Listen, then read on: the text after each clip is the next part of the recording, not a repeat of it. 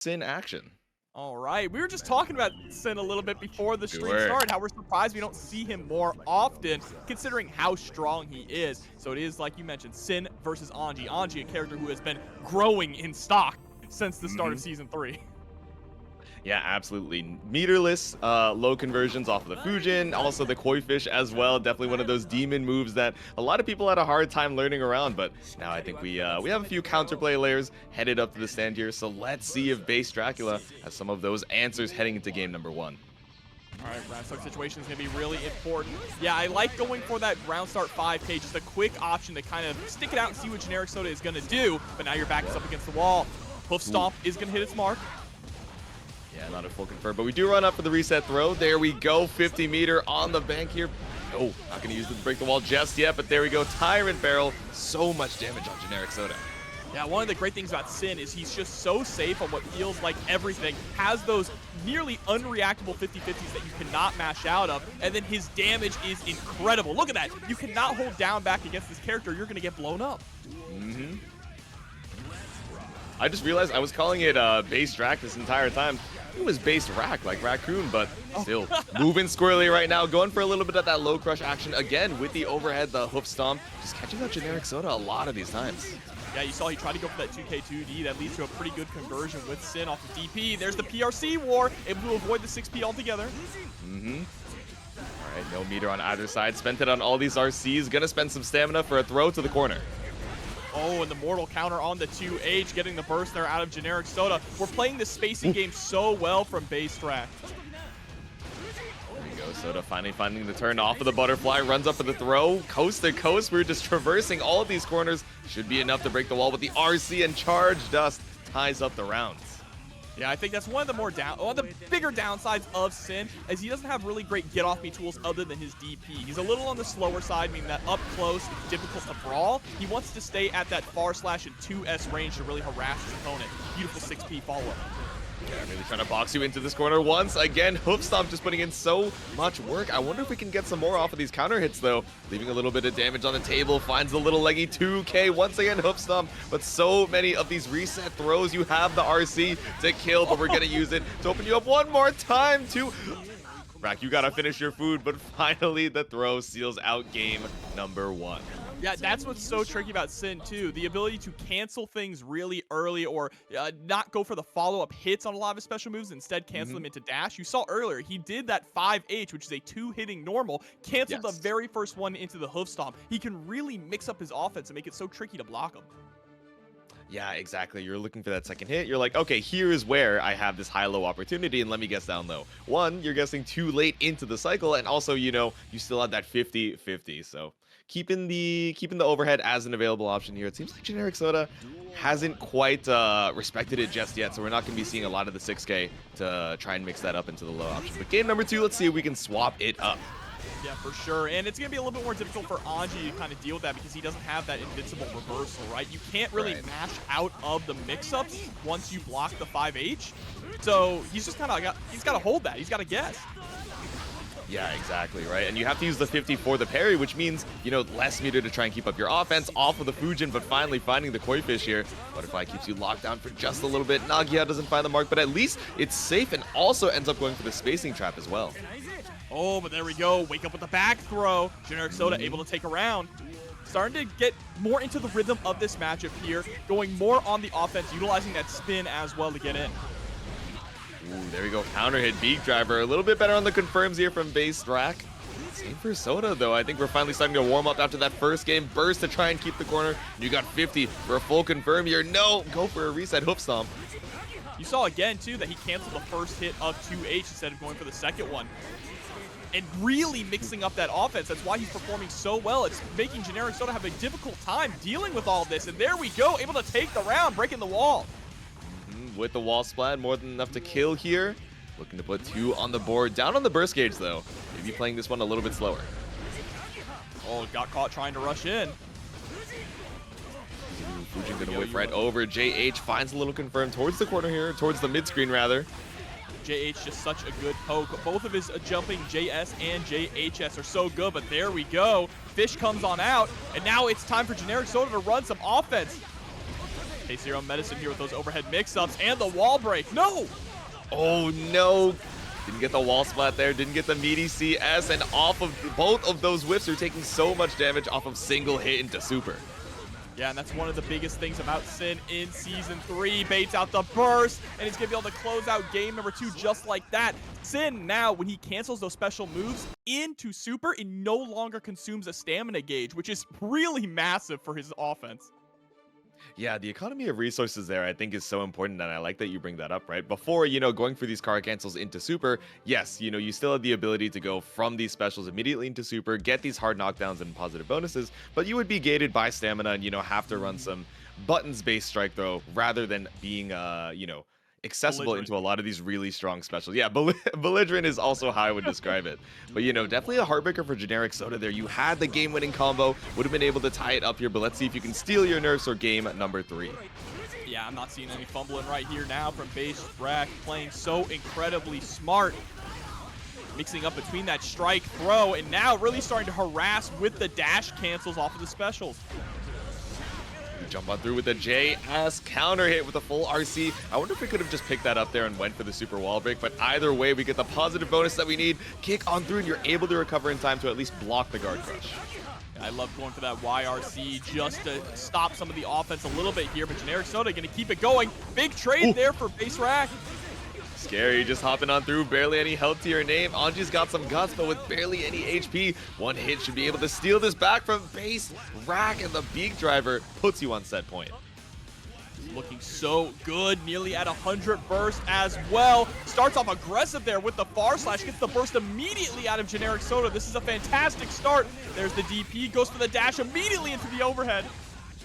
Yeah, a lot of these resets really just bringing us to the corner every single time. Healthy on the stamina, still got 50 behind it. Did not let the PRC rock on the guard point spin. Just holding on to the meter for another offensive opportunity. Oh yeah, tried to bait out that burst. Spin straight through the DP, back down to the ground with you, but does get tossed into the corner. Great job. Okay, finally blocking out the overhead. There we go, and an overhead of your own. Run up for the throw. Generic Soda giving basedracc a taste of their own medicine, and the Nagiha ties it up. Staying alive for one more round here, but Rack now has full burst and is immediately going on the offensive once again. So much of the offense we've seen from Rack has been that around resets, constantly resetting generic Soda, who hasn't really gotten comfortable at all. Yeah, not really sure when the combo is ending versus when the Oki is starting. The guard crush brings you all the way over to the other side, and we actually end up just dashing through the follow-up of the DP. Generic Soda gets a huge punish for it. Yeah, now starting to utilize spin a lot more, right? Says, okay, if you're going to be throwing out a lot of these resets, I'm just going to try and spin through everything that I possibly can. And spinning through Sin special moves is a pretty good idea, considering that they do have a lot of recovery when they meet up with Spin's armor. Yeah, exactly. Even moves that, traditionally we think of as being pretty fast can sometimes be caught out, and punished by that koi fish. So especially when you're thinking, oh man, Elk Hunt has been working so well, Hoof Stomp has been working so well, let me use them to force my way in. When generic Soda, like you're saying, is now leaning into the spin and saying, okay, it's not a ton of damage every time, but let me discourage you from using a lot of these specials, even though you're healthy on the stamina. Let's see what that hesitation is able to bring you in game 4. And there we go, spinning right at round start. See, really starting to realize how good it is against Rack's type of offense here. Gonna get an early wall break, no meter or burst to get the hard knockdown, but that's all right. Positive bonus off that meterless Nagia confirm once again. You got 100 in the bank with positive bonus. You might as well spend it, but okay, drop ill-advised, but we're still able to secure the Oki afterward. The tweet right behind the bird takes a quick round 1.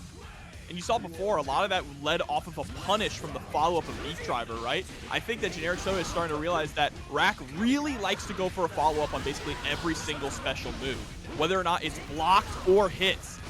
There it is again.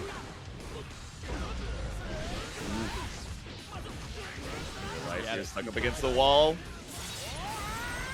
Hard knockdown. Are we going to go for a safe jump? Yes, we do. Immediately into the overhead.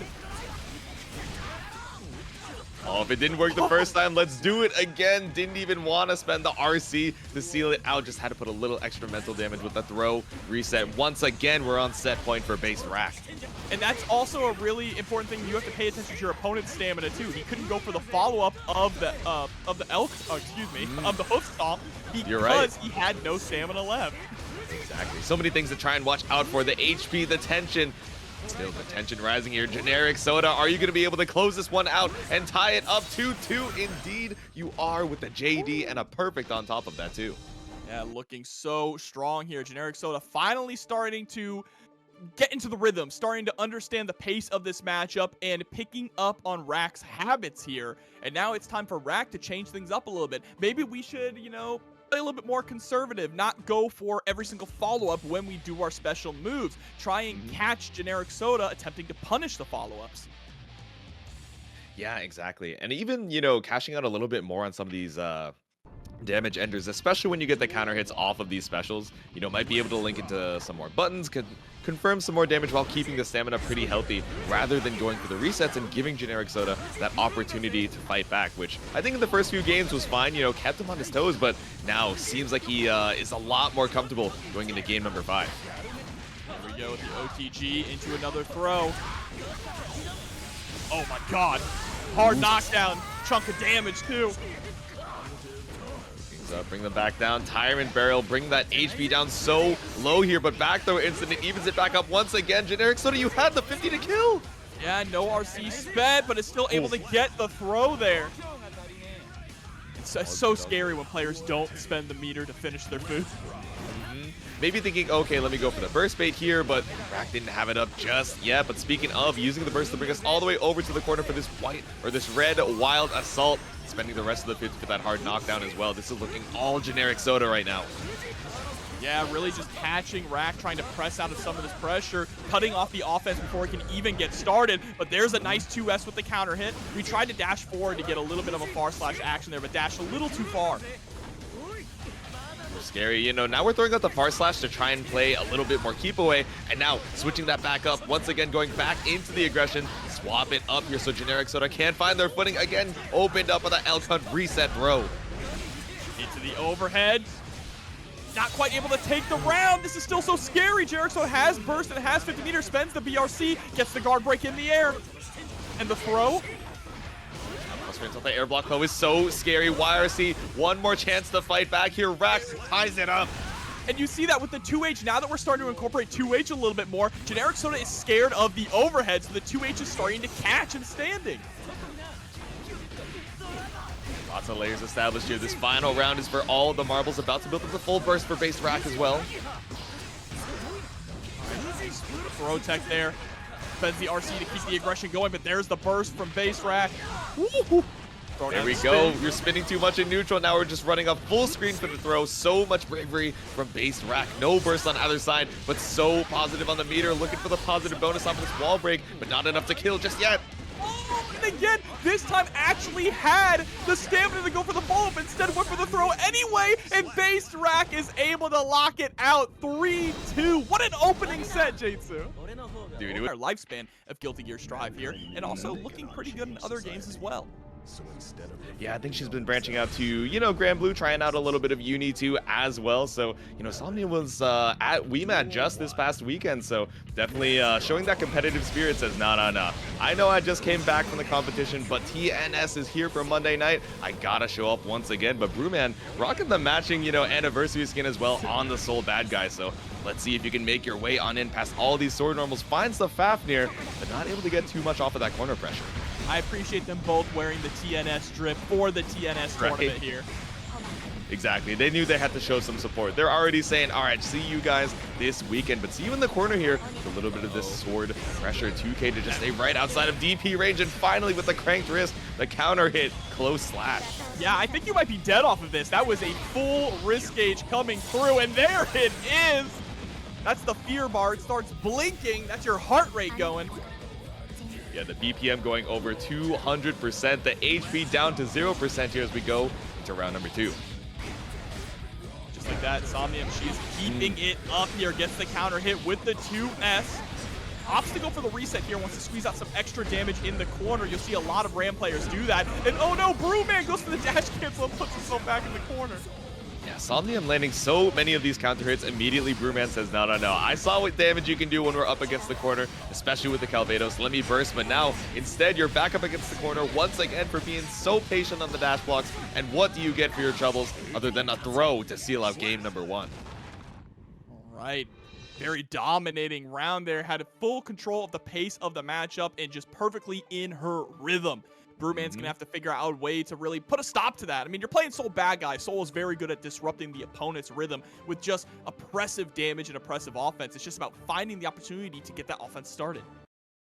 Yeah, and of course it's scary, even as someone, like Soul Badguy, right, has a lot of fast mash options in the 3-frame 5K, of course DP as well, one of those really important meterless reversal tools, but especially when Somnium is doing things like, okay, Rekka 1, wait a little bit and then delay into the 2S, which we saw earlier, got that counter hit into the Calvados, which killed at like 50%, right? So the way that she's staggering a lot of these normals to push you over to the corner gradually, where Ram is able to run a lot of this sword toss pressure, it's scary for Brewwman to find the opening, but let's see if we can be a little brave going into game 2.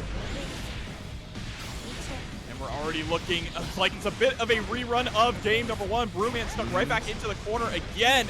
Time to deal with this relentless pressure from Somnium. And 100 meter, you're dead.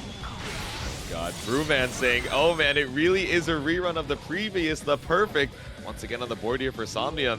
Spent a decent amount of burst, but I mean, hey, the positive bonus gets most of it back here, and you're just looking for one stray poke into the Wild Assault to get that positive bonus back once again, and Bandit Revolver does not find the mark. Yeah, spends the burst there to try and be a bit more aggressive. Finally, able to push Somnium to the corner, scores a counter hit. There's the RC. In Dust We Trust, break the wall again.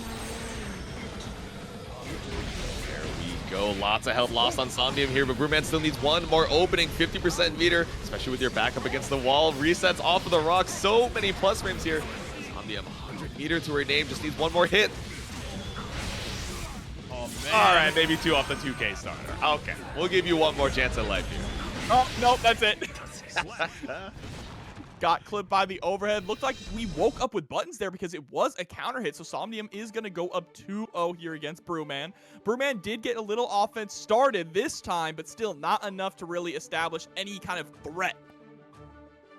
Yeah, I think for Brewwman, the conversions are looking good. Obviously, off of, the 1 or 2 hits that we weren't able to get, you cashed out on as much as you could with the positive bonus as well. But, it's about finding more of those gaps in Somnium's gameplay. Of course, it's going to be hard, right? Especially as she's rotating. Okay, let me frame trap you so you feel, scared of these Rekka sequences, of the rock as well. And then going for the resets where it's like, oh man, I should have reacted, I should have mashed here, and then getting counter hit on that next interaction. But again, stuck in the corner, how do we escape? There's the burst coming on out. What a 6P. That hit so high up. Yeah, I think now we're starting to see the desperation from Brewwman, right? Oh, okay, I don't want to be locked in the corner against the sword pressure. Let me go for the IAD, but Somnium knows that's exactly what you're looking for to try and get out. The 6P keeps you locked down, and the Mortabato gets you another hard knockdown as well. Oh, and the OTG with the perfect Somnium looking to wrap things up and move on in the bracket. And the windshield wipers keeping it clean. One more round here, the falling JS, but Brewwman does not find the confirm.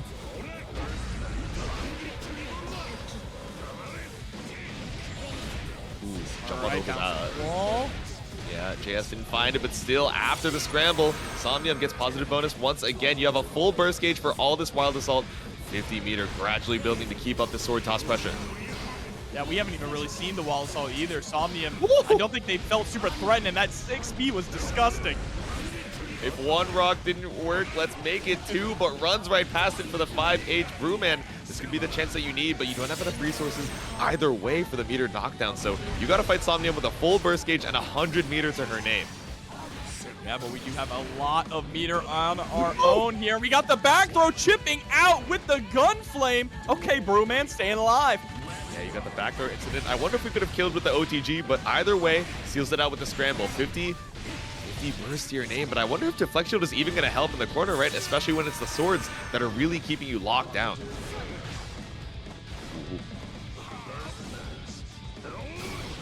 Oh, again with the whip punish. Yep. Harsh slash play has been so solid. Gets the wall bounce too with the PRC. Beautiful stuff.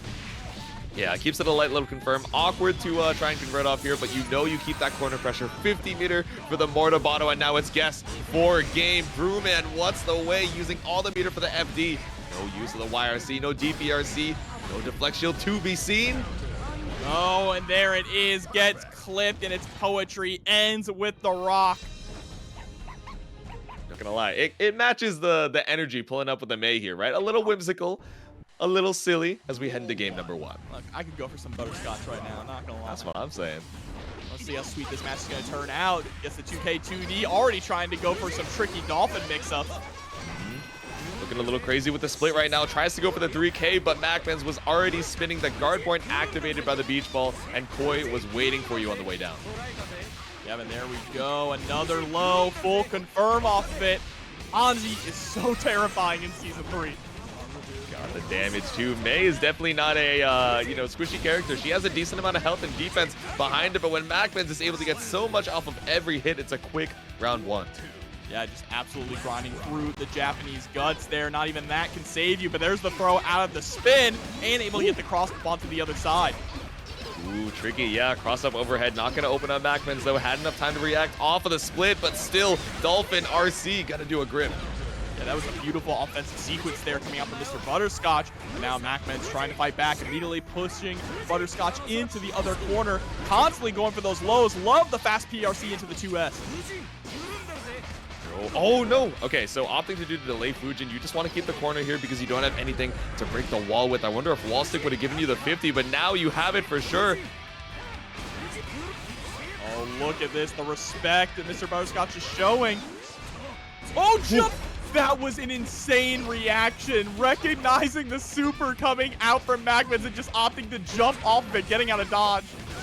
Really smart use of the split there. I wonder, is there any other way that you can bait that you can get a back throw punish instead to at least, get a little bit of Oki off of it? Either way, you escape the corner, but MacMens still enough health to scramble on out and take the first game.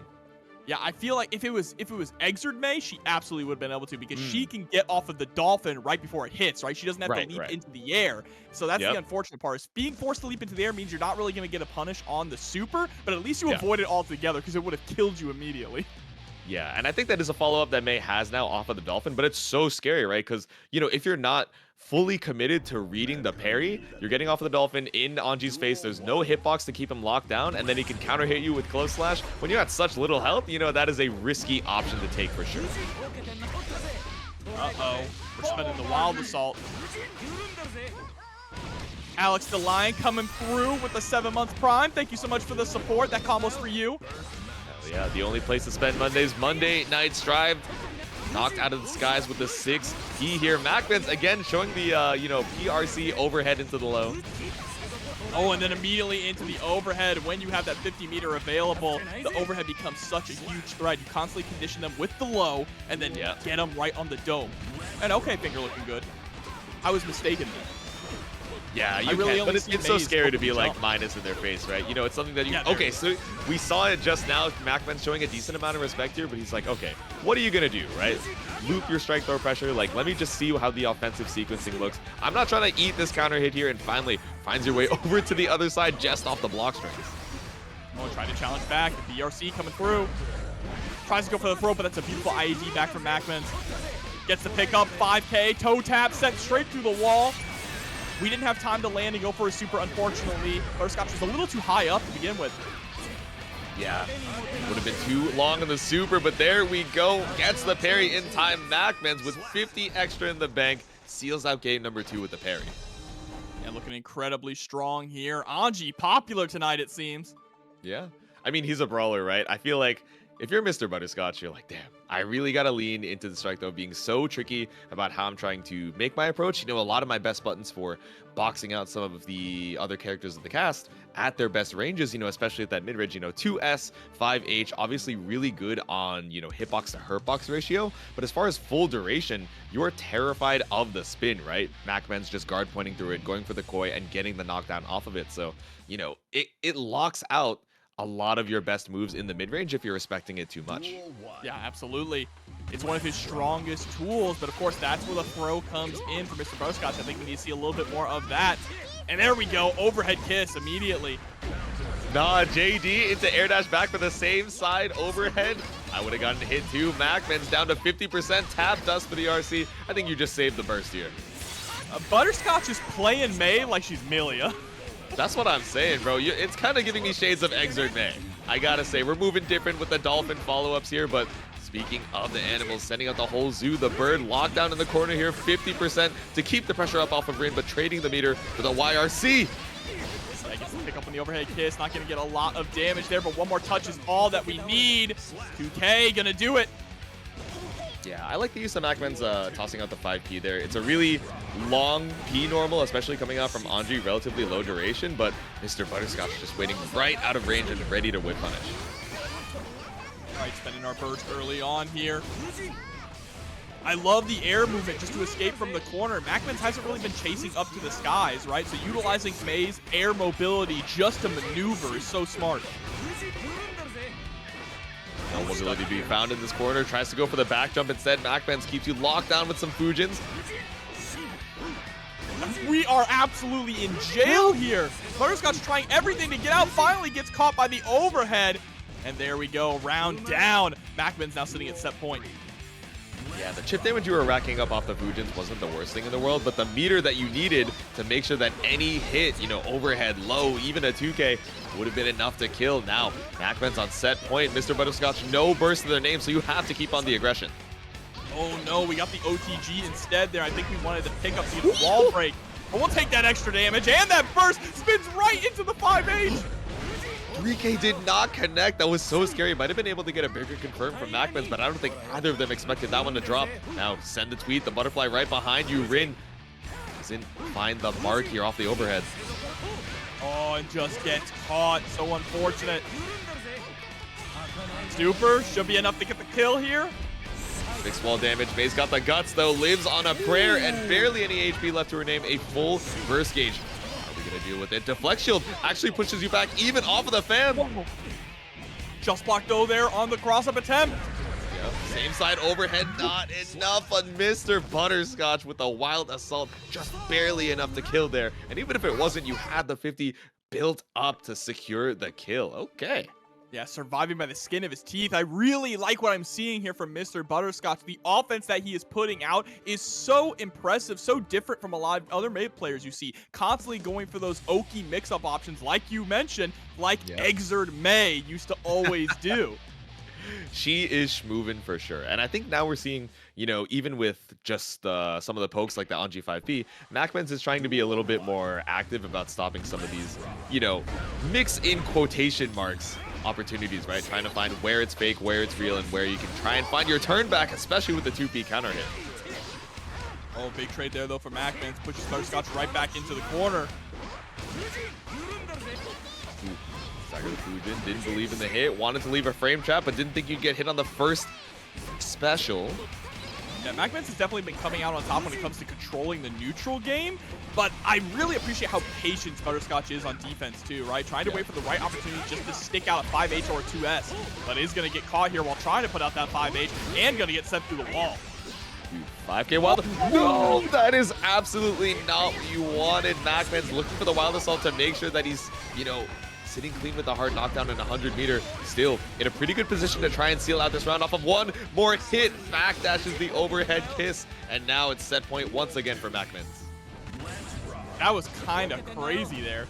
That's what I'm saying. That's the complete opposite input too. I'd love to be able to see where that went wrong, but still in control and at set point. Now pushing Butterscotch to the corner once again. A little bit of stagger pressure there on those close slashes, trying to find that counter hit, and there it is.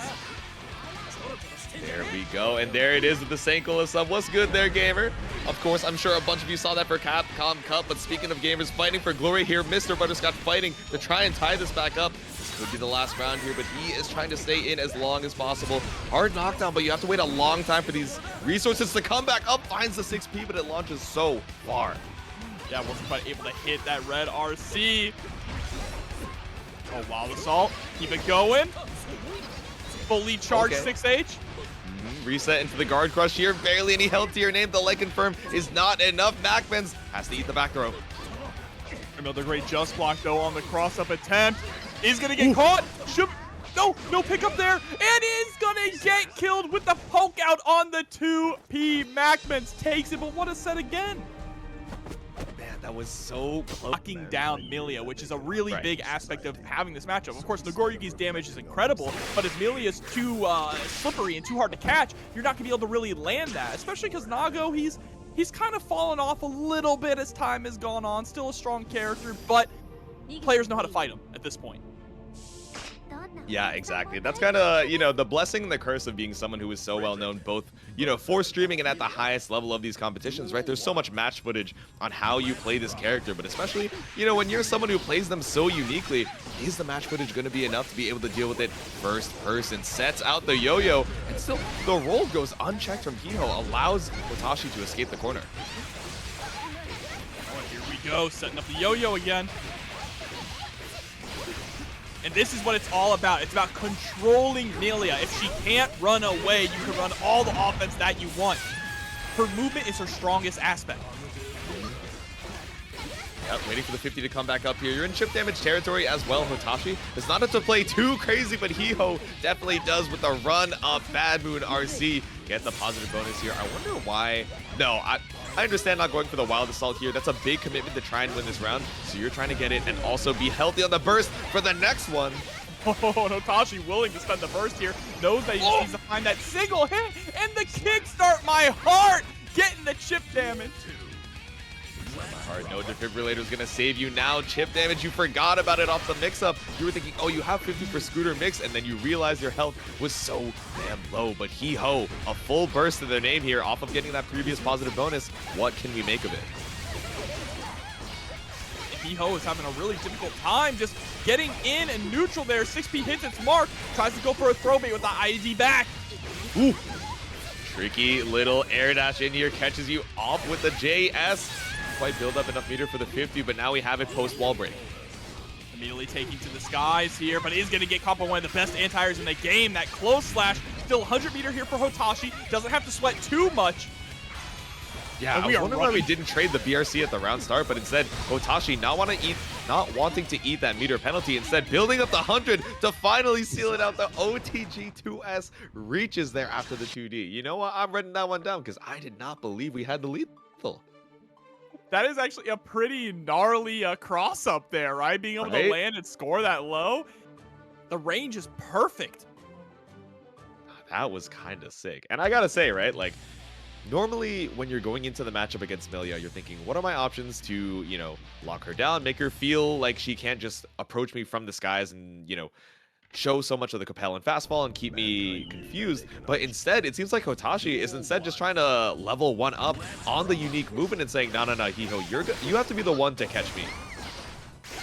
Hiho sending the burst out and trying to do that catching, but is going to get caught, sniped out of the skies by that 2H. How many 2Hs can you squeeze in one combo?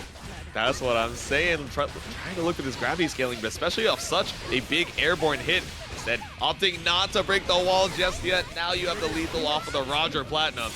No, Hotashi, you tried to style too hard. It would have killed. I mean, you want to talk about styling. Just the amount of movement we were seeing in the canceling on the rolling attack was incredible. Just closes out with a perfect on a simple throw. Yeah, he was feeling himself. I think if you do DP there when it's a grounded wall splat, it ends up, you know, constantly wall sticking between the hits, but still able to seal out that round with the throw handily. Tries to use the burst to contain the corner. Hiho still can't find their way back out. We just ended up going to the other side. Yeah, the angle on that 2H has been absolutely devastating for Hiho. Has not really been able to get any off started, and the movement has been shut down altogether. Taken out of the skies with the air throw, and now locked into the corner once again. Oof. Go yo-yo toss Kara into the Roger Super once again. Hotashi puts a second game on the board. Unbelievable here from Hotashi. This is some incredibly high-level Bridget play, which is no surprise. I mean, he's basically made the swap full-time, it feels like, to Bridget. Yeah, I do wonder, because sometimes I see him pull out the Nagoriyuki as well. I don't know if that's a matchup thing or just how we're feeling on a specific day. Maybe even player interactions as well, right? Where it's like, oh, okay, I feel confident outmaneuvering this particular player or character, so I'm gonna rock with a Bridget, right? It's fine that she doesn't have a lot of health because I'm so confident in my movement versus, oh, you know, maybe I go back to the Nagoriyuki, give myself a little bit more time, HP and durability to figure out those patterns. But let's see if Hiho can figure out how to put one more game on the board here as we head into game number 3. Look at it, it's just relentless here. Hiho hasn't really been able to figure out a way to find the gap to poke out. Got it with the far slash that time, and now it's about shutting down the offense of Hotashi. We can't allow Hotashi to get started because Hiho hasn't had an answer. Ooh, that was evil, right? So then we saw the rolling movement into the backdash. I think in a lot of these previous matches, we've been seeing a lot of these rolls go unchecked, and I am checking the Onde $15 donation over to the Matcherino. Thank you very much for the generosity. And we appreciate you. Hiho is able to escape out of the corner here, but again, getting sniped. This time by the 5H, goes for the PRC. 6H is going to close it out. You can combo into TP off that? That's what I'm saying. Some of these conversions are looking a little wonky, but you know what? I believe it for the style points. Hiho lets it rock off the round start. Forces out the burst from Hotashi. Now, none of that can beat her on either side, but Hotashi looking to build up the 50 on the tension. Go scooped again into the OTG. Back throw from Hiho. Okay, from Millia also goes for the safe jump. Ooh, back to the corner with you. And Hotashi is such a veteran. A lot of Millia players love to try and steal the corner because they don't think you're going to expect them to go there. But Hotashi's been fighting this character for over 10 years now. Yeah, he's familiar with your game. The risk reward. Oh my god, still able to make your way back in after the deflect shield because of that extra air dash. Hiho seals out the round just barely.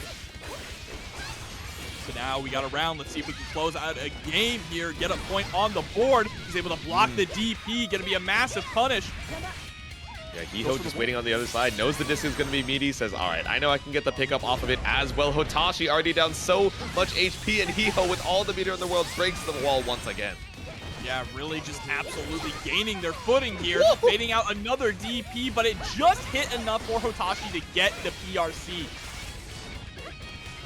PRC saving us once again, but it doesn't add any extra health. The far slash counter hit into the RC is more than enough. Hiho puts a game on the board. And that is the kind of adaptations that we needed to see. Going for a lot of DP baits, recognizing that Hotashi is willing to go for it. Not going to respect your offense unless you give him a reason to respect it. Yeah, exactly. And now we're moving back and forth between these layers of like, oh, okay, I was able to roll in for free earlier, and then I got to start my turn into mix or, you know, getting a conversion into the corner. Now, Hotashi is trying to be more evasive with the movement, be like, oh, let me bait out your attempt at the anti-air, which also gives Hiho, especially on, you know, a character like Millia who's so fast, able to just run up on you on any small gap, room to kind of maneuver around the screen and say, okay, you have the yo-yo set, but I can fight back with my own movement as well. So game number 4 heading right now. Right, round start situation here. Hotashi immediately going for the goal first. That's one way to kick it off. I see someone in the chat asking why wall break with Septum Voices isn't Winger better. So Winger does more damage, but Septum Voices actually builds up less burst. So especially when that is such a big, you know, resource to try and be economical about in this version of the game, you know, it's a big choice here for Hiho. Yeah, just being able to shut it out. And you know if the next interaction is going to kill anyway, there's no reason to really, you know, go for the super that's going to give them more burst. Exactly. You usually go for Winger if, you know, it's the fastest option or if it's going to kill. Oh no, I wonder why we didn't go for the throw RC. Yeah, maybe trying to see if we got out the burst from Hotashi, but all right, Hiho got some wind in their sails here. Another round on the board. Go for that JD follow-up. Look at that wrist gauge. It's blinking. Any hit is going to be a mortal counter, but we escape with the Capel. Run straight through the yo-yo, get the far slash. Huge pickup and a wall break. There we go. Drain the risk so rapidly with the combo. 50% loss from Hotashi. Hard knockdown, but Hiho trying to play a little bit, you know, careful around the DP, which Hotashi has really been representing a lot in the past 2 games. I like that we're seeing a lot too from Hiho, really just trying to rush on in, close the distance. Doesn't want to give Hotashi enough room to play that poking game or snipe him out of the skies, being much more grounded, and it's really working. Speaking of the poking game, far slash from Millia, again, one of these buttons that does so much work in the mid-range, and 6B catches out the falling JH from Hotashi. Yeah, I love this more grounded play style that we're going for, right? If Hotashi is going to keep sniping you out of the skies with 2H, that move has a lot of recovery, and even sending out the yo-yo is going to give you that one little opportunity to rush on in with Millia's movement speed. Yeah, exactly. You're trading present tempo for the threat of the yo-yo right behind you, right? But if Hiho, especially on a character as fast as Millia, is able to challenge before that yo-yo even comes back, again with dash far S, giving us so many counter hit opportunities, now Hotashi is thinking, okay, do I want to try and ouch move Hiho, or am I taking this back to the grounded movement that, you know, is a little bit more consistent? I mean, Hiho looking evolved right now, taking it back to 3, game number 5. And able to break the wall and rocking the Black Frost colors. Yeah, I think we saw the anti or the Capel catching out the 2H startup from Hotashi here. Worse for wear on the HP. Now we get to pick up the Sentinel Voices. No, instead we just go for the disc setup. Cross up back to the same side low.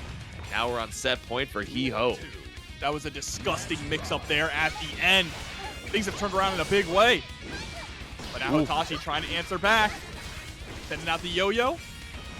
Yeah, push the empty low. I mean, we're so high in the sky that 2H isn't even really a viable answer here for Hotashi, right? You're just whipping. Hiho's able to fall down with a button and keep that pressure on. So what we're looking to do to try and bring this back, blocks out the gold burst, but definitely with the pushback, not able to get a punish.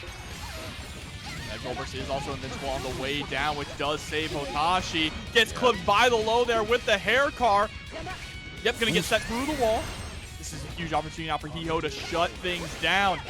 Positive bonus means we're going to get that meter. Let's see. Yeah, I like these neutral jumps as well, keeping you at this awkward mid-range high up in the sky situation where Hotashi feels scared about trying to approach, but now locked down to the yo-yo pressure. You were doing such a good job of blocking, but finally the low catches you out, baits out the deflect shield too. Yeah, stole half your soul there, and now has you in the corner. Big whip on the 5D. That's the opportunity for Hiho to escape. Tries to go for the low, gets hit with the overhead, and there it is. What a comeback.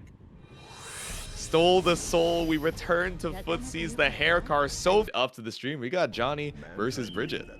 Yeah, and MJ being one of the premier Johnnies out there. Been really putting this character on the map. When people look down on Johnny, they say, you know, he's not nearly strong. Some people would even call him bad. I disagree. I think he just takes a lot of finesse, a lot of execution to make him work. But when he starts cooking, he can be terrifying. Yeah, it really takes a master to make him sing, especially with the, you know, unique mobility, right? Not able to get the dash block makes it difficult to try and contest some of these pressure sequences from certain characters more safely, but still something you're able to play around, you know, definitely a big weakness as well. Some susceptibility to 6Ps, right? You know, low profiling moves and ways that are able to get around his best pokes, but still, MjKurase sticking out the far slash and says, no, I'm not scared. You got to find the option for, oh, okay, counter hit 5H onto the corner.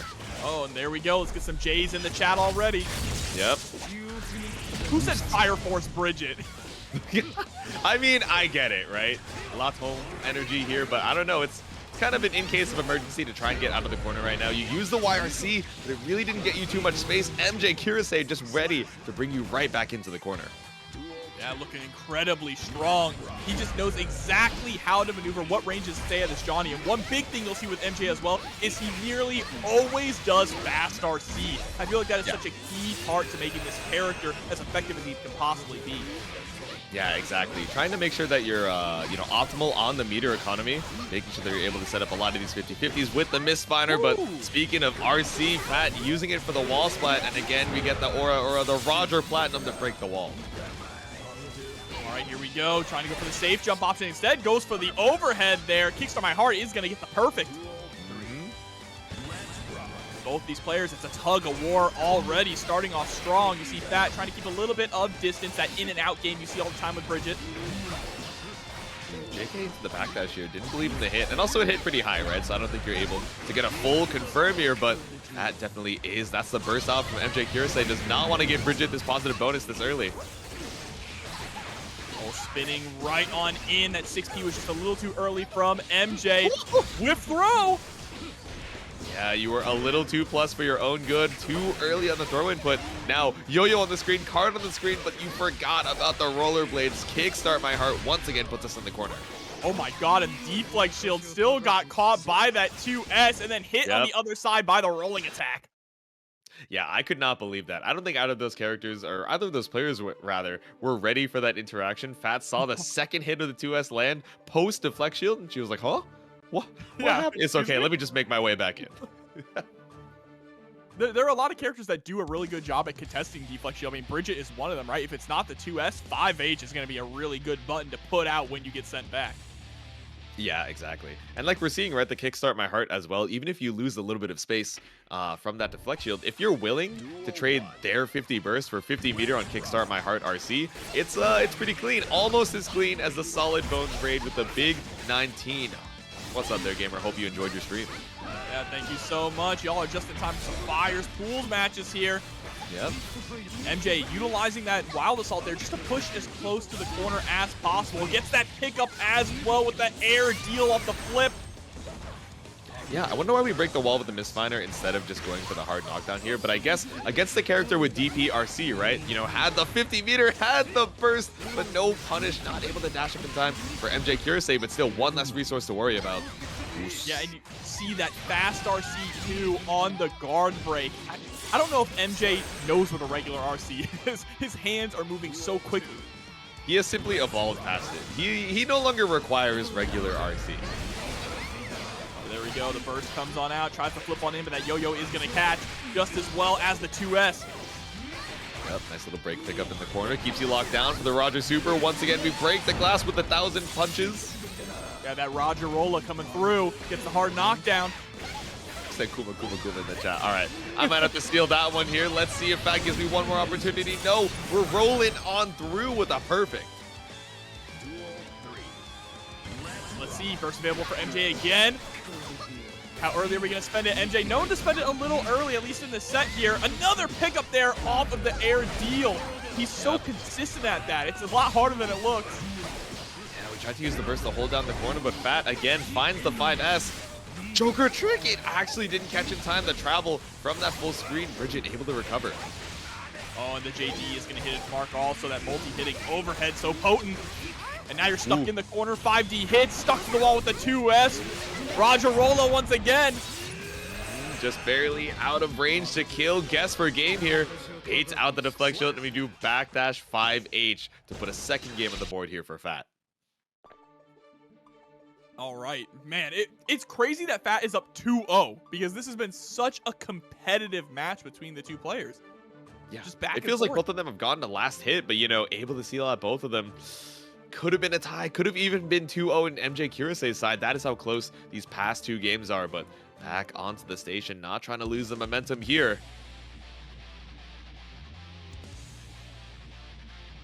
The future, I like that name. Change the future. Got a little bit of foresight here, trying to think ahead, right? And it's, you know, something that you have to consider, right? You have a lot of range on a lot of these Johnny normals, but Fat just trying to be a little squirrely with the movement, you know, like we saw with Hotashi earlier with the Bridget as well, right? The rolls on the ground are easily contested by, you know, far slash and 5H from MjKurase, but especially when you start mixing it up with IAD-JS, it's hard to try to commit which side of the screen you're trying to hold down. Speaking of holding down, MJ really holding down Fat here in the corner. Just guard break after guard break. Finally gets the connection. Yep. And Senga, you have such a big life lead here that you don't want to use the Wild Assault. You're just looking for that one last hit. Yeah, and in case things go south, you want to have burst available to save you. But it's going to be able to close it out anyway there. The 2K into Nsenga. Yeah, Misty Step 2K, so clean with it. I mean, you've enforced a lot of respect off of a lot of these Misfiners already, and again, catches out the approach from the full screen. MjKurase is really comfortable just reacting to however Fat wants to try and force her way in. Oh my god, baiting out the throw there with the Nsenga.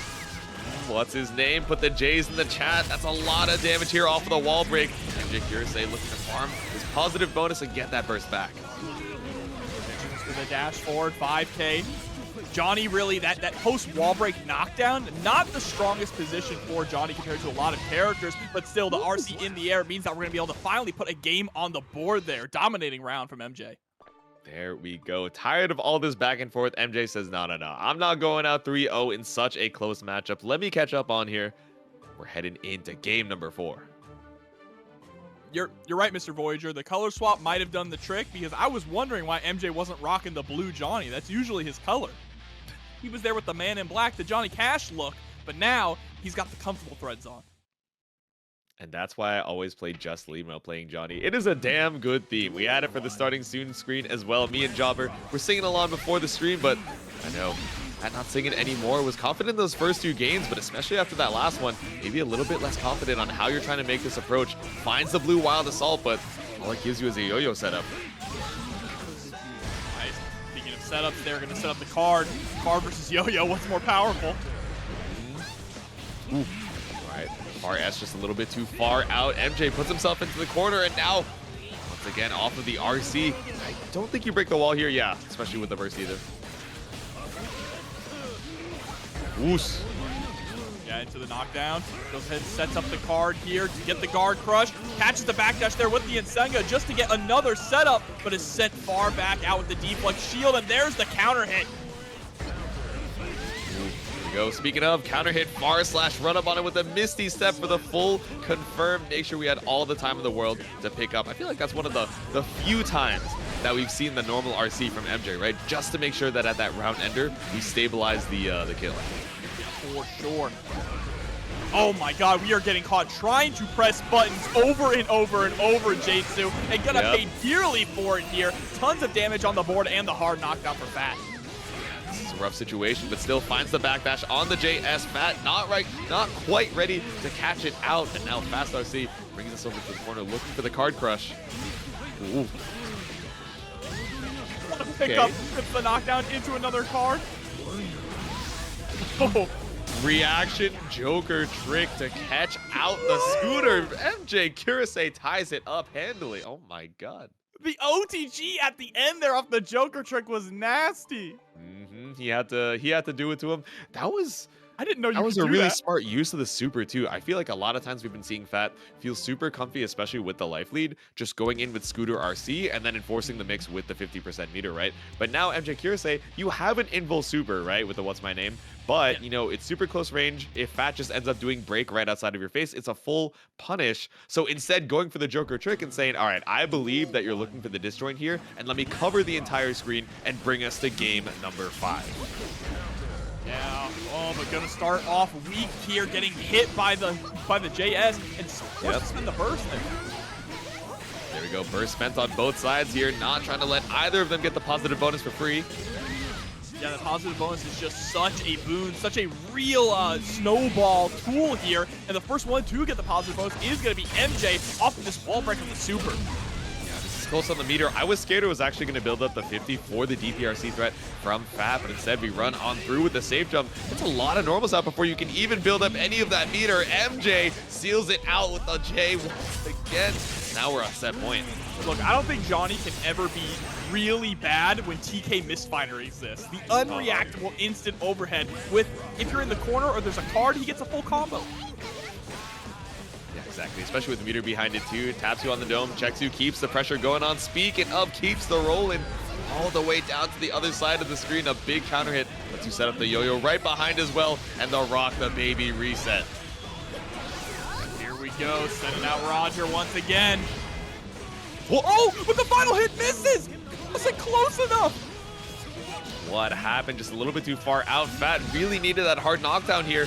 MjKurase now doesn't have to spend that meter on a reversal super. Instead can use it on the Joker trick. You're guessing for game. 50 meter to your name. Burst as well. Full screen trying to get something started.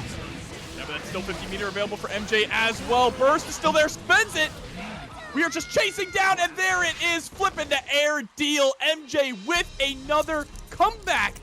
Multiple comebacks tonight. This has been a crazy Monday. Dude, he ended the set with the flip, which is so for top 48. I love this stage too. You know, talk about good stages.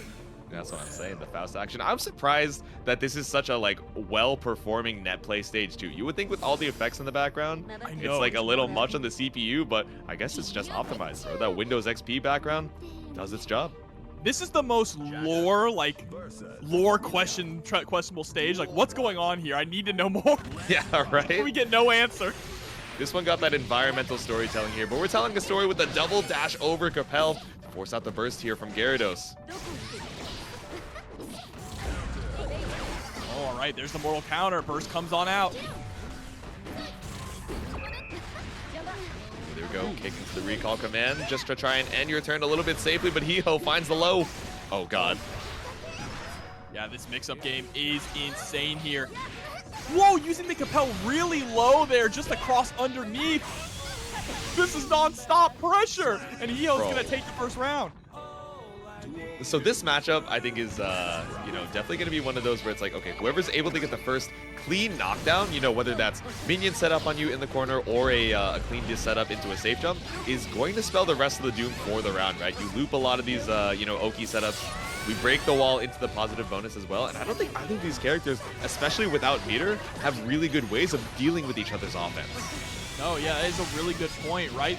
Millia is not going to really be able to challenge the minions too much. I mean, 2P is going to be a good option, but if Garidos can get that offense started, it's definitely going to try and go for the defend command, the defend super, if we can do that, because Hiho takes game number 1 there with a perfect.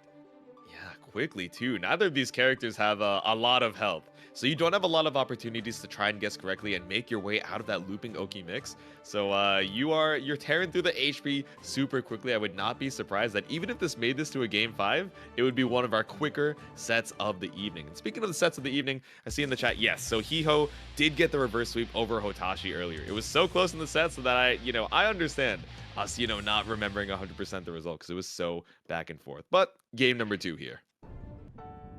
Duel 1. Oh my God, we got the ballad going too. I was gonna say, what is this song? I'm not familiar with the game, but maybe we need to slow down the brain a little. Oh no, the song swap did not work.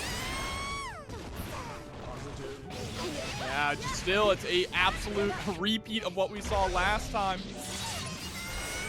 This is Icarus, by the way, for Guilty Gear. Oh, is it? Okay. Oh, I see. Oh, God. Bestie, you are girl bossing too close to the sun. You haven't even had an opportunity to try and jump out and fight back. Hiho has just been running the pressure so strong, but there we go. We find the kick. It's not a clean knockdown. I mean, we do set the minion at the full screen, but yeah, you have to jump in to try and get your pressure started, and Hiho finds a clean anti-air back into the corner for you. I feel like the unfortunate thing is just with the way that Hiho is playing so hyper-aggressive, it's not giving Garidos any breathing room to set up the minions at all, which is the cornerstone of Jacko's offense. God, yeah, you have the burst available, but what are you going to do? 1 HP to your name, even if you find the burst point. 6B on the minion, but that is a big whiff on the PRC and S-Disc, but not big enough to confirm into the Oki that you need. Hiho puts 2 on the board. Yeah, I mean, looking incredibly strong here. Hiho riding high off that victory over Hotashi. Chat saying you want a full album of slow songs. There are so many ballads in Guilty Gear. Go check out Exert. Trust me. Yo, these chat monsters are demons, Jobber. They're saying, please just block her out. I beg you. You try to block this.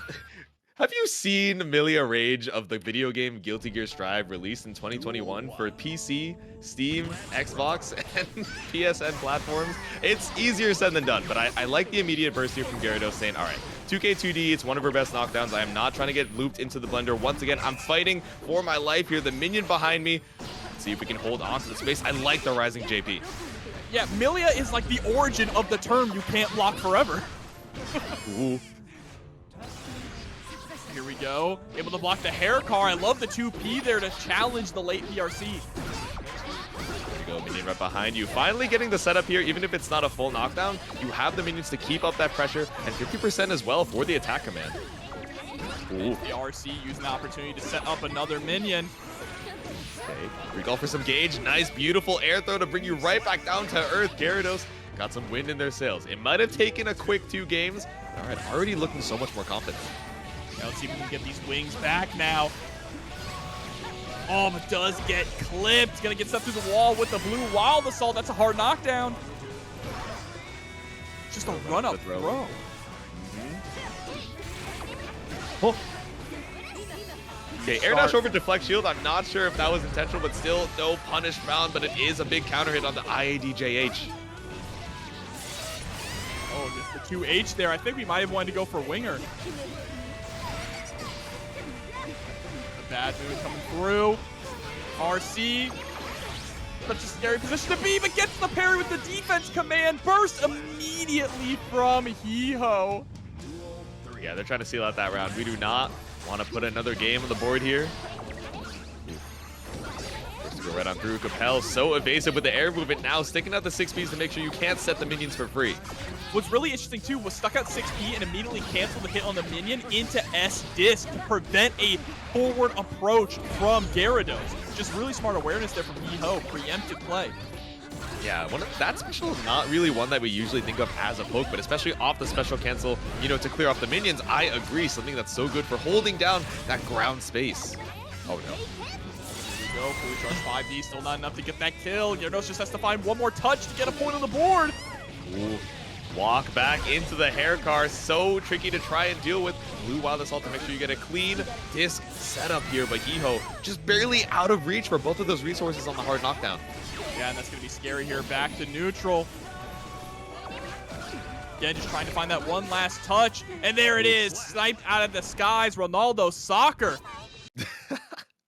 Incredible accuracy here. Blue Lock brings you back down to earth and puts a game on the board here for Garidos. All right, so we're starting to slow things down a little bit, get back into the pace that we want to be with Jacko. Really, it's just trying to find that breathing room, right? That's the main thing that Garidos has not been able to find for the first 2 games, but got the opportunity to set up the minions, and you saw exactly what happened. They're able to take a game. Yeah, exactly. It seems like now going into these later games, Yeeho is losing a little bit more tempo as Garidos is getting more squarely on how they're setting up some of these minions. It takes a lot of time to go, you know, 6B and special cancel, where Garidos is able to approach from behind and bring us over to the corner. Look at how much health we already lost, and that's with using the burst jobber. Yeah, phenomenal stuff. When Jacko gets going, she is scary here. I like that, take it to the skies, just trying to send the minion down. Now stuck between a rock and a hard place here. Ooh. Attack command to keep up the pressure, waiting for the 50 to come back up for some RC. Trying to go for the 6P, is gonna get caught. What is that pickup off the PRC? Oh my god, it's so fast. There we go, double overhead, making a triple with the standing 6K. Yeah, let's go for the wire, so he doesn't want to hold any of that. That's gonna give you some room to set up another minion. Ooh. Nice, I like the defense command. Pushes Yeeho back out to the full screen. Bro, the OTG damage is absurd. Yeah, I was going to say, if you actually killed off that, Yeeho just stuck on the ground saying, no. Surely I live these. Surely I find the JP. Bad move into the fast RC gives you enough time to reassess the situation and bring you back down to the ground with a close slash. You're alive? It looked like Garidos thought that Yeeho was going to take the corner there off the Capel on the run of 6H. To that point once again. So smart way to, you know, open yourself up into some special cancels as well. Also a throw bait, you know, brings you up off the ground. Speaking of off the ground with a bad moon, keeping you locked down in the corner. It's fine with the side swap here because now we have so Bro, Millia saw the curvature of the earth with that deflection. I got a toe off. Just sent out of there. Please stay away from me.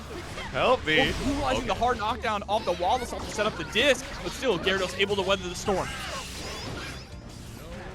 Defense command, you really can't challenge these minions, so now they bring you back down to the ground. Minion 1, Minion 2, the homies keeping it locked down in the corner, and full minion gauge after this wall break. Oh, big trade though for Garidos. Whoa! What?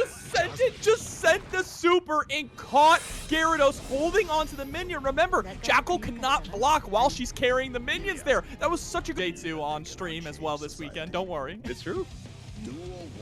I'll see you guys around. Make sure to say hello as we head into game number 1 here. Top 48 winners once again. All right, here we go. Symphuukai already pushed to the corner. It's going to be a familiar position for a lot of Testament players. There we go, immediately into the RC. Gonna get the wall break. Yes, sir. The damage is absurd. Yeah, especially with the Ender and the charge does. Symphuukai, you know, like you're saying, right, Testament, now one of the tankiest characters in the cast and really suffers when a character is able to make their way back on in. Not a lot of reversals to try and fight back out with, but definitely squirrely with the movement, like we said earlier, with the TPs. Yeah, the spacing has been great. All the Grave Reapers as well, just absolutely drowning Eddventure in the Baja Blast. There's the hard knockdown. Blast is crazy. We got the state applied. It's the full confirm. No, maybe a little bit too early on the Arbiter's side. Oh, yeah, again, a little too early there. Just in the recovery of the spin. Oh my god, we just immediately confirmed straight into the super, and that's going to be death. All that work that Symphuukai did just shut down by one hit. Yeah, that is a heartbreaker there, because I think Symphuukai might have been able to seal it out with that second Arbiter sign earlier, but just a little bit too early on the combo confirmed. Now, no burst for Eddventure. He wants to seal this out before you can even put a round on the board. Right, 2K, a little too far away for the 2D, but does get the Arbiter sign pick up there. Go OTG state, just keeping you at bay. So now we're seeing, you know, representing some of the spin to get on here as well, and immediately Yuki is ready for this, you know, slow special and catches you out with the far slash as soon as you exit that guard. There we go, able to take a round himself. That was a pretty, that's the kind of round that you want to see from Testament in this matchup, right? Doing a good job calling out the spins, not being too predictable with the defense and with the zoning. Yeah, the round 2H coming out from Yuki, definitely a scary one when you have spin 3 represented as well, but still. ID back into the Grave Reaper. We teleport right on top of the Succubus here to try and get some mid-screen space back. Great backdash though from Eddventure, really just dancing through the storm here. Finally finds the hit and is going to get the wall break as well. Really an immediate for Eddventure here, waiting for that positive bonus to get you some tension back up, and we're spinning right on through these Grave Reapers as we go. Yeah, and that's the big part of this matchup, is that Eddventure can just spin through a lot of this stuff and not have to deal with the zoning for the most part. It's what's going to make it so difficult for Symphuukai to win this match.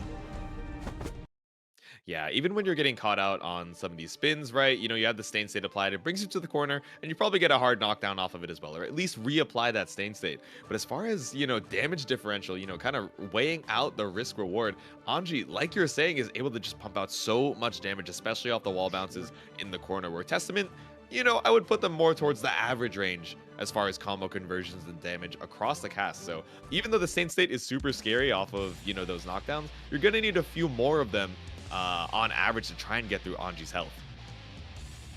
I don't know, Chad. I think the slime from Nickelodeon is a little more neon. That's true, yeah. It is just this one has like a teal nature almost to it. Baja Blast just goes right on over. No drink needed for the meal. Here we go again, setting up the Grave Reapers, just trying to get something started. You see the Just Watch Q from Eddventure, just trying to stay as close as possible, negating that pushback. Oh no, you tried to go for the charge Grave Reaper to catch out the spin follow-up. I wonder if you did partial charge, if it would have gone through. The Koi Fish was already sent, and now we got the Fan Super with another 50 behind it. Eddventure just tearing through Yuki's health bar. And going for the safe jump as well. There's the throw, just enough to get the kill. Eddventure looking to get this 2-0 lead, but if there's anything we've learned tonight, a 2-0 lead doesn't mean anything. We've seen more than our fair share of reverse sweeps already, and we're not even in the top 8 side. State applied, and now the 6B bringing you back down from the heavens. Reapplied. The strike throw is so scary in the corner. Pick up off that 6B, very nice. Able to get the punish as well, throwing out the fan. Eddventure is ready to pick up the Fan Super every single time off of all these confirms, making sure you get the hard knockdown every single time. But okay, back throw comes out from Symphuukai. Now you got 100 meter behind it, should be able to close it out. Did not build the burst up in time. There's the chomp. All right, Symphuukai still in this. Just has to tie this up 1-1. He goes for the charged Grave Reaper there too. I like going for the charged Grave Reaper up close to try and catch your opponent attempting to press too. Yeah, if they go for a jump, they get brought back down. You know, so plus off of them having to land as well. But we're spinning right on through the Stain State, and now we're seeing the TP to come back out. And there we go, pick up off the Stain State here. Goes for the Succubi Super. Is he gonna be enough to get the kill? Anji is beefy. It's not. Not quite enough. The Guts keeps you alive for just a little bit longer. The Deflect Shield still has the recovery on the way out, so Yuki perfectly times the far slash to tie it up 1-1. And this is going to be an exciting matchup. You can already tell just these two different character archetypes up against each other, the Rushdown and the Zoner. It's a tale as old as time. Yep. Trying to keep your way on it. And I think Symphuukai is doing a good job of also switching up what we do after the Grave Reaper reply, right? Because you have the teleport to try and get out to the mid screen. Obviously, if Ed just ends up waiting, you can get a throw punish, right? And put them back into the corner. You can also, you know, reapply the Grave Reaper or go for the, you know, Stain State, which of course are, you know, susceptible for trying to be spun through. So Lots of different options here in the post-Grave Reaper RPS in game number 3. We're also doing an incredible job, too, making sure the Unholy Diver is getting sent out consistently, so we have that get-out-of-jail card, right? To teleport away just like that, but gets caught by the JH. Yeah, Grave Reaper is so good for holding down that space, but when Ed finally commits to the jump in, yes, we have 6P to keep you on the way down, but when you line up that timing so well, it's PRC to backdash. Oh, okay.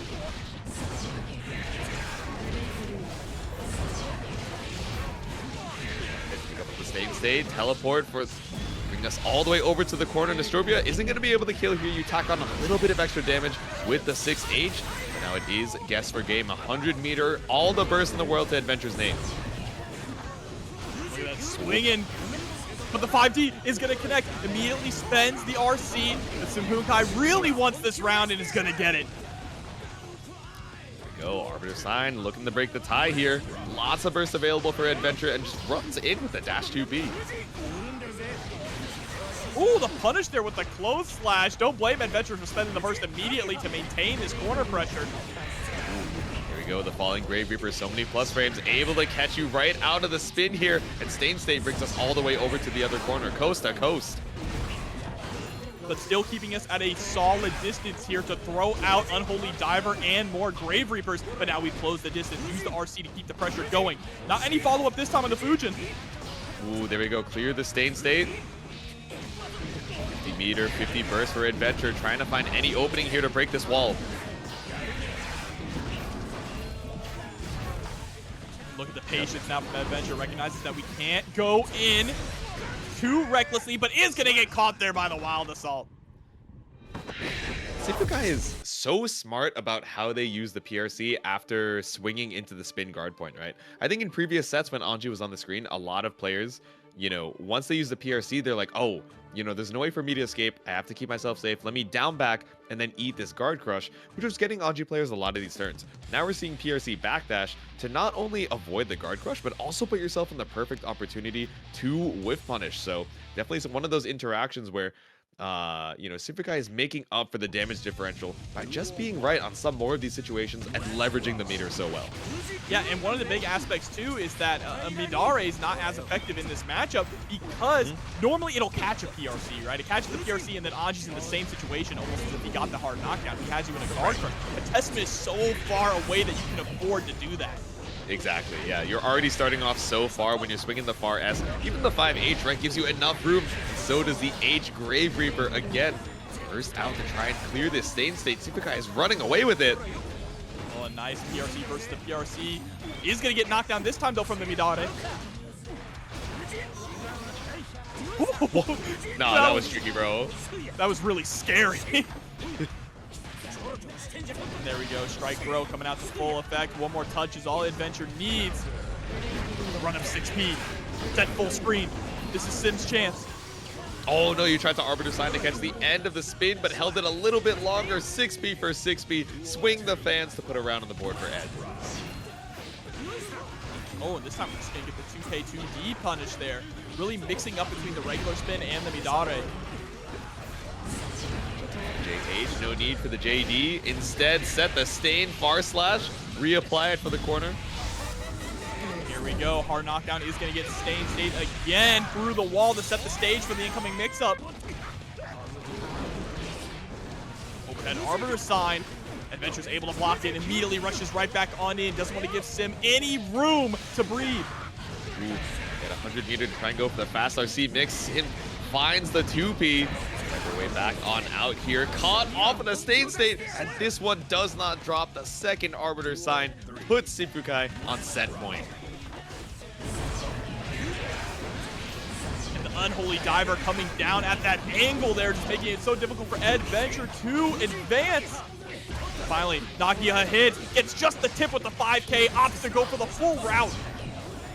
50 meter on both sides. Eddventure has a Wild Assault available. I really don't think Deflect Shield is a tool that you're going to be needing a lot in this matchup. Still, getting so much meter off of the Stain State proc. Symphuukai about to have the 100.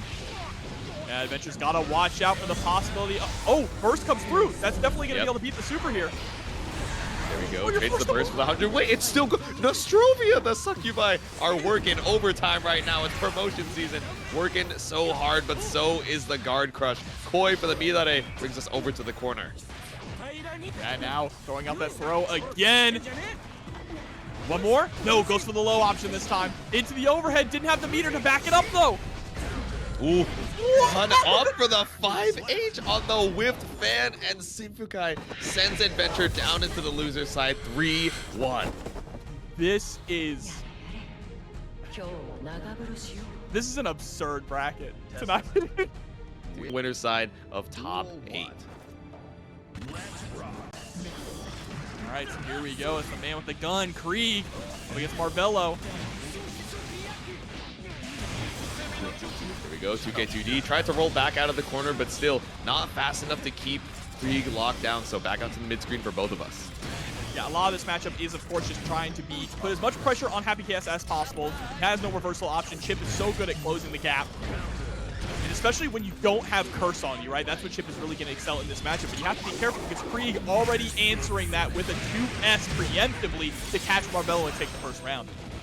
Shot through the glass. The $1 million jackpot seals out a first quick round here for Kreeg. Up on the burst here, but should be able to build it up relatively quickly for Marvelo. A couple dash blocks to try and knock the scapegoat off the screen.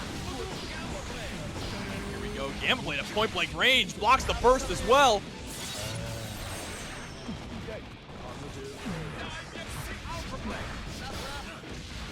Ooh, the challenge on the Alpha Blade there with the 5P. Gets a full pickup on it. Opts to try and hold on to the corner. He's going to regret that decision, though. Better believe it. Break the wall, tie it up here in game number 1. No, it's not Mayo. There's no. Oh yeah, he's lost faith. Uh-oh. This isn't Mayo. Okay, no, we're good. We're good. We're cool. No, we believe. We're all good. Back on into it, round number 3. Glad it happened right at the start of the round here as well. Just running up on the steady aim says, no time to aim here. I'm already in your proximity, and the Uzumaki Barrage breaks the wall for the hard knockdown. Oh, safe jump there. He's going to be able to block the gold burst. That's huge for Marvelo as well. Kreeg sitting on no resources, basically, just enough to FD. Through tap on the dome with the Rekka 3, and Marvelo seals out game number 1 here. That was a pretty cool looking combo, I'm not going to lie. Yeah, right? I Not quite the wall run that we're used to, but the wall bounces off of the Rekka 3. I'm like, okay, kind of saucy with it. A little saucy. That's my president. Chipp is enough. That is the Guilty Gear Strive president. It's true. So let's see. Kreeg was playing well. It's just, the overwhelming offense from Marvelo and not being able to consistently get Curse on, right? So that you have that hit scan on the gun to be more accurate. Chipp's fast enough to avoid the regular gunshot if he's just holding forward. Yeah, exactly. Especially when you're starting out at the mid-range already. At full screen, maybe you have time to set the curse and wait for the reticle to come back up. And then Marvelo can be tricky with the air movement. But no, when he's already in your face, it's so scary, even with the curse state applied. There we go. Goes for the OTG. Wow, going for the Rekka there is a bit of a frame kill, too. Ooh. Yeah, thanks for the burst. With the RC, able to scout out the burst as well. Kreeg down such a crucial resource and down on the hard knockdown. Blocks the cross-up, though. Let's see. Opts not to go for the wall break here. Wanted a few extra damage and the slump. Yeah, wall slump here. And I mean, the extra burst that you're building off of each of the wall sticks doesn't really matter, especially when you're at full. Now, Marvelo just letting it rock, says, no, I'm not going to get cheesed off of this round, but counter hit close / no confirm from Kreeg. Yeah, he had already committed to the clone there. That could have been his opportunity to take the round. Yeah. Marvelo more than happy to answer back here. And once again, just pushing Kreeg into the corner, but a well-placed 6P behind the back gunshot. The bullets here. And seeing lots of slump action here. Not too afraid of Marvelo's burst. And now finally, when we have the hard knockdown available, shooting through the skies with the Deus Ex. See, just runs up straight into some more gunshots. There is going to get a bit of a frame trap with them. Caught Marvelo trying to press.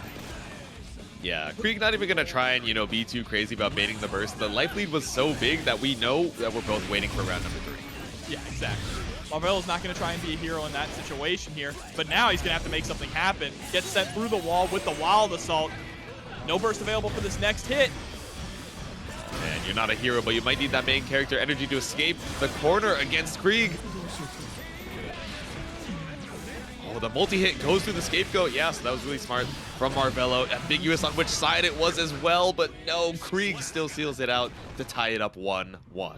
Yeah, Kreeg looking incredibly strong. I see chat asking, is Happy Chaos a zoner? He's a hybrid rushdown zoner. So he can zone you out, but he can only zone you out for a short amount of time, and then he's forced to go in.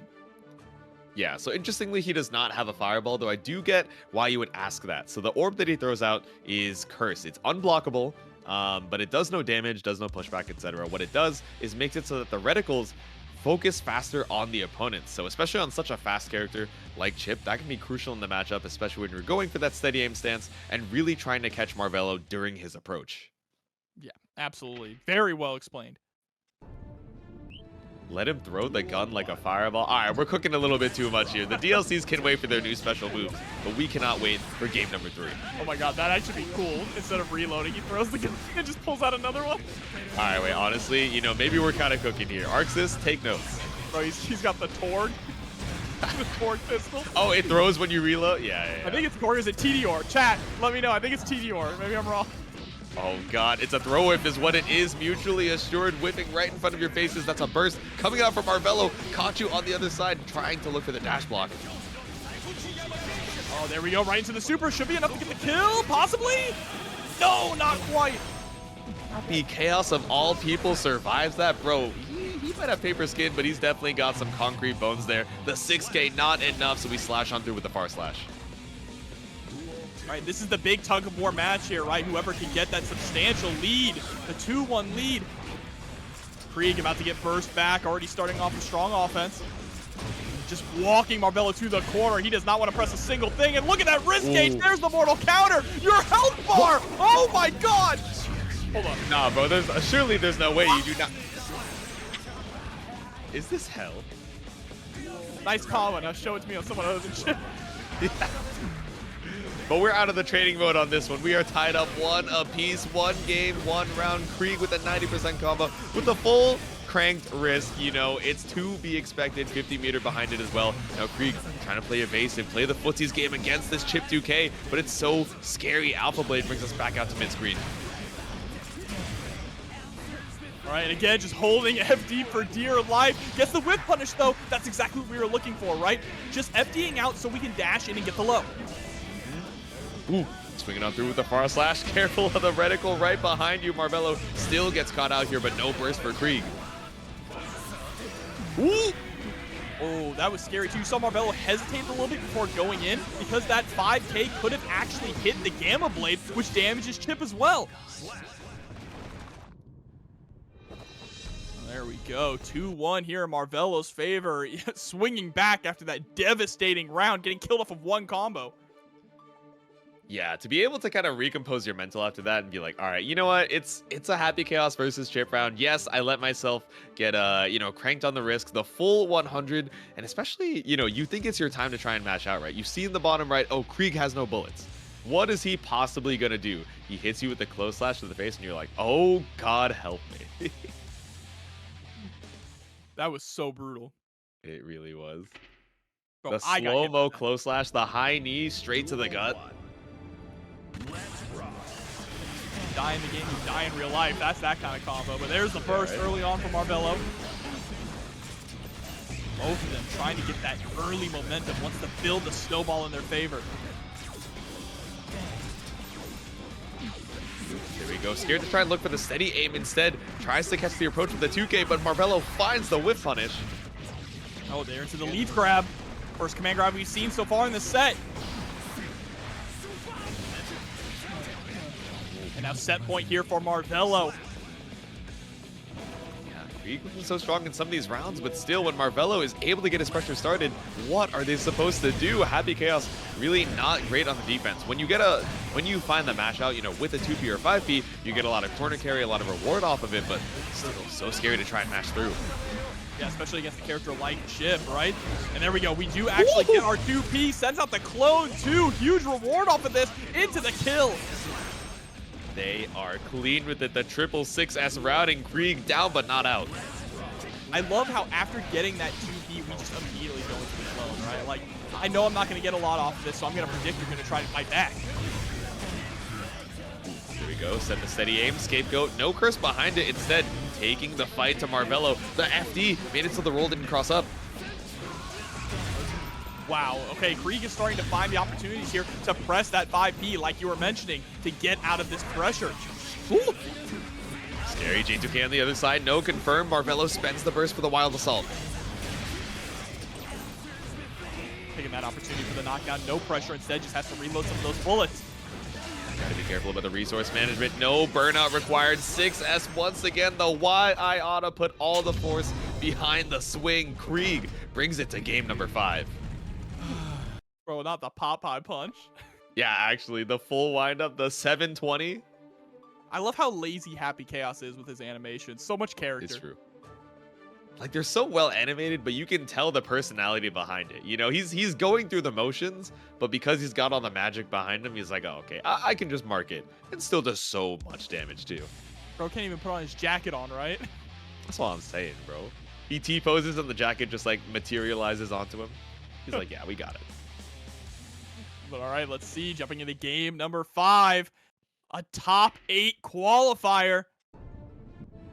Yeah, no wonder they're giving their all here. They do not want to head into the loser side to still fight for their lives against all these Sharks to qualify and play so many more games. They want to secure that winner side here. Pull up with the far slash into the shot pressure, but now only one bullet in the chamber. Kreeg, how are you going to find a chance to reload?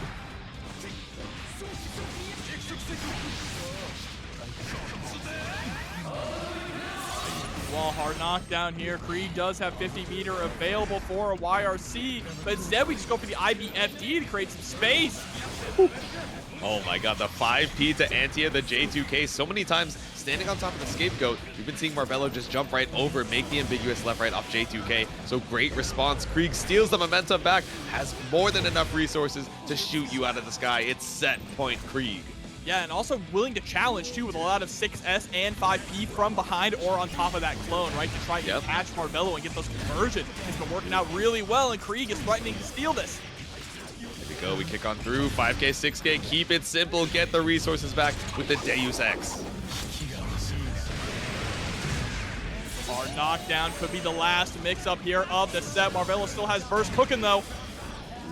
Up Scapegoat, tries to bait out a DP. Fast RC, didn't let the burst rock. Thought that Kreeg would bait, but no, we're speed running right on through to winner side top. Maneuver a little bit. Again, play to that mid-range, play super skeevy and make it so that Yata isn't able to get that first hit, get that positive bonus and the damage behind all that Rekka going into game number 1.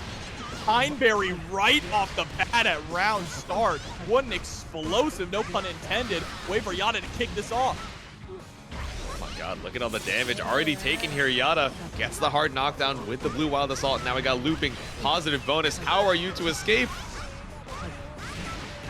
6H jails into the Pineberry. It's so hard. What is the answer when you have all the meter in the world to back up this pressure?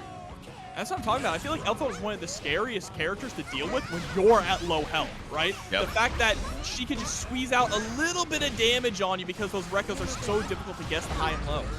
Woo. Here we go. Tried to go for the Bridal Express, but instead eating a counter hit to the face. Yata being a little bit more skeevy here now. Going to the full screen, trying to make your approach slowly but surely. And the PRC accelerator off of the Pineberry just jump scares you over to the other side. I love the use of Pineberry that we're seeing just in neutral altogether, right? Whether it's using it to close the distance there with the fast RC or just using it to get in on top of the opponent and force an interaction. Yato, speed running game number 1. And I like the idea there from Nitro. We saw the jump back air throw whiff, but I think Pineberry actually stays just like a little bit too low on the jump arc. Maybe if you time it a little bit later to try and catch right when Elphelt's in your face, but otherwise, you know, air throw maybe not the answer that you're looking for, or maybe it's just the timing thing. Let's see if we can kind of slow things down, put a stop to this unstoppable offense, it feels like, from Yata. Yeah, right? All right, game number 2. Let's see the IAD back, trying to slow down the pace, like you said, but Yata still able to find the hit. Pineberry's constantly going unchecked. Yeah, you're gonna have to press on that, right? It's not real. You can challenge it. There's the 60 coming out, but Yata immediately burst to put Nitro right back into the corner. Yep. Now we show that we know we have the counter poke availability. So what is Yata going to start doing off of these moves, right? How are we going to punish you for trying to go for that, 6B? Woos. Go. Buff spiral arrow. Now we're trying to play our game here. Oh, but challenging with the 5P is going to get the knockdown right back into the offense. Oh no, you would have been able to kill up the 5P if you would just used the meter. Yata trying to be a little too saucy, show the world that Elphelt mix, but instead now you have to fight for this final hit. Deflect shield coming out from Nitro and pulls up out of the corner with the dash bar slash. PRC should be able to, no! Not enough, oh, we got caught mashing there. YRC came out. That was such a huge dropped opportunity from Yata. That is painful. Tempest in the chat saying also the fuzzy might not work versus Geo, right? Her standing and, even her crouching heights are relatively low compared to the rest of the cast. So Yata trying to go for something, whipping right over the dome, and now Nitro has a round up. Yeah, I remember when Chemical Love just completely whipped on. There we go, spinning dog kick. Nitro answering back with a game of their own. We thought game number 1 was fast. Nitro answer, yeah, like you're saying, mirrors that exact same performance. We show one answer to one of these layers. Pineberry was getting away with it so often, and now that we're having a good check to it, Yata, what is the response? Now that Nitro is feeling comfortable, getting up in your face, holding down back until you go for Pineberry and getting so much return off of this 6P, how are we going to try and slow this pace down, or even try and crank up the aggression to 200? Yeah, and I was really surprised in that last game to see, too, that when Nitro did get a little bit of distance between Yata, they weren't really going in, right? They were staying patient, just kind of waiting to see what Yata's habits are, trying to find the patterns, and then once they did, they were able to challenge back and really close out a fast game. Now Yata blowing right back in again. Yep, the H-Ender on the Rekka just barely whips, but still, Nitro fighting back out of the corner, getting so much distance off of the dash. Oh, dashing on in for the throw. Geo Strike throw game, some of the best in the cast. Dude, the empowered spiral arrow makes you so, plus you have all the time in the world to go for shimmy-ya, shimmy-yay, the close slash. All right, that's a quick round here again for Nitro. All right, taking a bit of a different route here. That's what I would say, but we go right back on in with the Pineberry. Clean conversion there, right at the tipper edge there, so making sure you confirm into the Bridal Express, back up against the corner, but again, Nitro just utilizing the movement so well. Closing the distance, only get tossed right back into the corner. Oh, a little bit of a scrambly situation there, but still able to come out on top and get the burst out. There we go, H-Ender for a safe Rekka. Still that RC behind it, yep, backdash right after the minus frames. That's the challenge we want to see, right? Saw the Pineberry come out, immediately mashed on the 5P to challenge. Yep, for the far slash.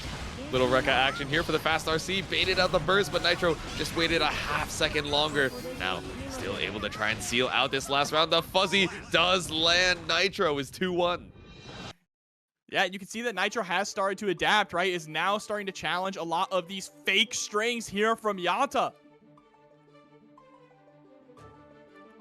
All right. And now, especially now that Nitro is able to get a lot of these openings, Yata kind of struggling on the defense as well. So we were saying earlier, yeah, Geo doesn't have a real invulnerable DP, which is going to be rough on the defense, but kind of similar for Yata as well, right? The strike throw, difficult to try and navigate, especially without a DP of her own, and one of the slower reversal supers in the cast too.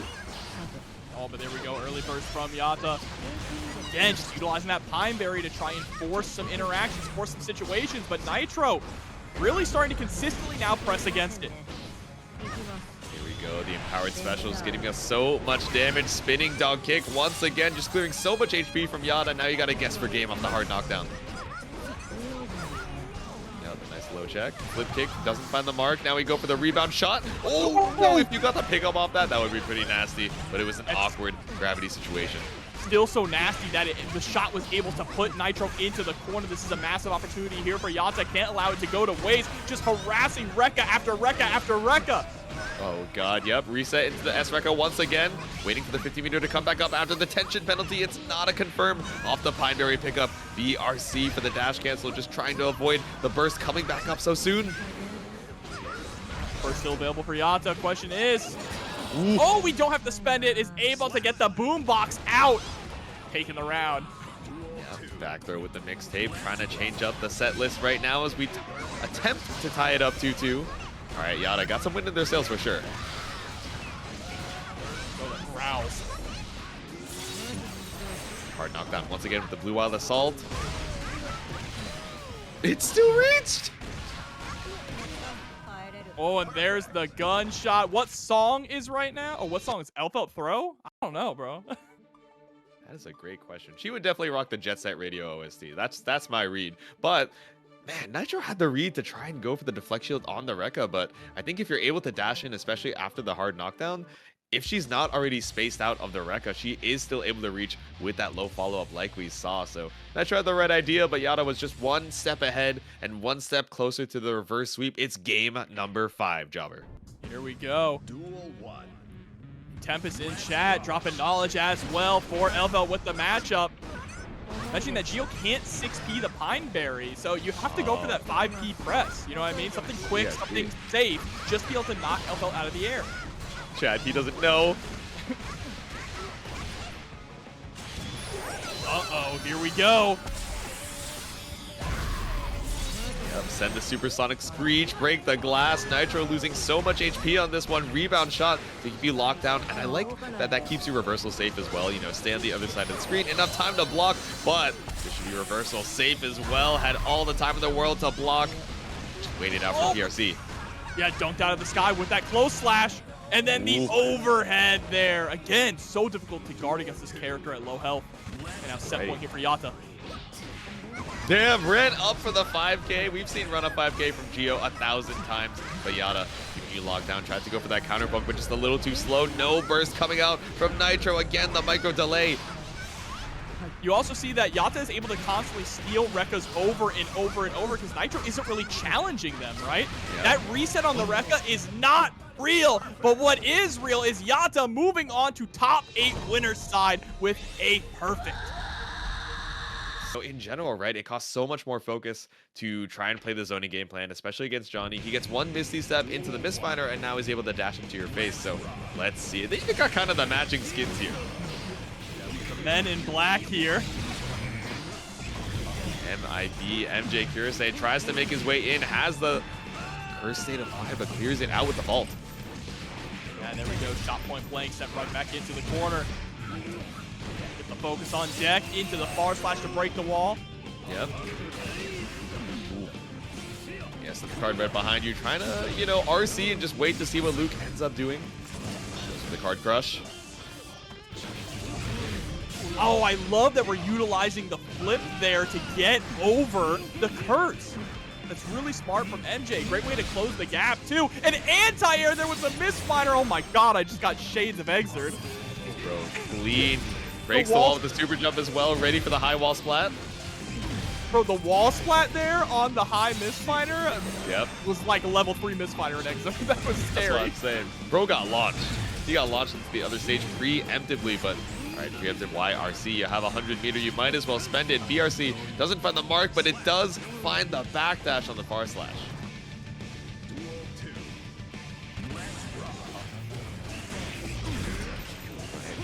RFD, bring yourself back down to the ground with the fastball. Okay, super jump. IDJS gets you out of the corner, but now Luke, no burst of their name. All right, to the BRC mix, goes for the 2D mortal counter. Okay, so off of the steady aim launch, I think that's interesting, right?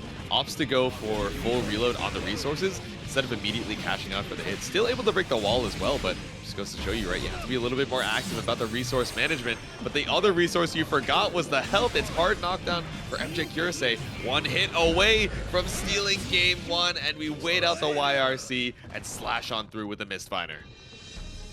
Beautiful stuff. MJ taking game number 1. And you're already seeing the strengths of Johnny, or, you know, playing around the weaknesses of Johnny and utilizing his strengths to close the gap up against Luke. Primarily, I really like the use. Back into the lobby once again. Top 8 qualifiers between Luke and MjKurase. I don't want to ever see Sidewinder again, bro. Soul's already got clean hit DP. We don't need clean hit Sidewinders. Hear it again, bro. It's, you know, it's one of those noises that sticks with you for sure. But here we go. 2S immediately there from Luke, being aggressive right off the bat. But the burst is going to put Luke into the corner here. Huge boon for MJ. Yeah, burst spent on both of them, really trying to make sure they secure that initial pressure. Coming down right behind you as well. Not going to need to use it. What's his name? The J for the wall break. Hard knockdown. What's the maneuver? Just dash forward and set up the card. There we go. And Senga into the RC. This should be able to... You know, Happy Chaos has been surviving some kills that I really... every single time I think it's going to be able to end the life. But still, we vault on over for the far slash. Seals out that first round. Yeah, going for the empty vault is really nice too. You don't always have to throw the card out when you go for vault. Sometimes just using it as a maneuver option is worthwhile. Yep. Right. Positive bonus here for Luke, about to build to 50. Got to for the plus frames and still gets caught out with the frame trap. Set up the curse into the Deus Ex. Gonna put Luke in a very strong position here, has full focus, full rounds, but still opts to go right on in. Gets the Goomba stop and is gonna be able to close this out. The J2K Fuzzy into another Deus Ex. The jackpot ties it up.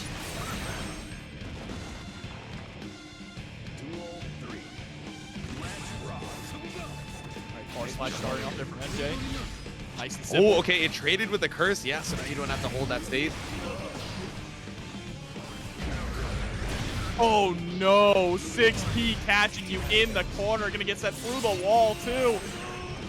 Yeah, that was smart for the walk under as well. Instead of, you know, going for a normal anti-air and then spending a lot of those resources to try and go for the corner to corner carry, we just walk right under. Now we have positive bonus and we barely need to worry about resources. Moving forward in the rest of the round, the Deus Ex, all the bullets back. Yeah, you saw that space that Luke was just creating, right, with the backdash after backdash. Yep. Able to finally catch MJ with the whip and catching him on the block of the YRC. Flipping on through, about to build to 50, but no, Luke finds the burst. Oh no, 6S. There we go, tying things up 1-1. No burst to your name to stop that one. We are tied up. Pull up in the Lambo here as we head into game number 3.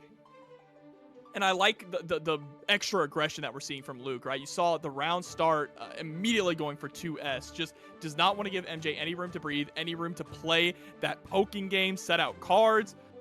That's smart. That's really smart. Even when we had full focus, curse on deck, and the wall break, we immediately rushed right on in, right? And went for the BRC. We didn't want to hang back and play that shooting game because we already saw where that gets us, right? The flip in has been dangerous, and Luke is now trying to stick to MJ like Luke. Yeah, I think it's a really interesting, you know, playstyle adaptation, right? That first game, we saw Luke trying to play to the full screen, says, okay, you're dominant in the mid-range. Let me just try and be farther every single time. But MJ just, you know, so good at utilizing that mobility with the misfinder cancels as well to just stay super sticky. So now Luke says, okay, if the full screen isn't working, I can't make my way back out. Let me play to the close range, start mixing you with the roll, plus frames off the gun whip, and see if I can go toe-to-toe. Let's give him gun shoes like Bayonetta instead. What's going on over there in the chat? What did I miss? Well, how about no? I don't think he needs all that, but he does need a way to get out of here. Nice throw bait with the Insenga.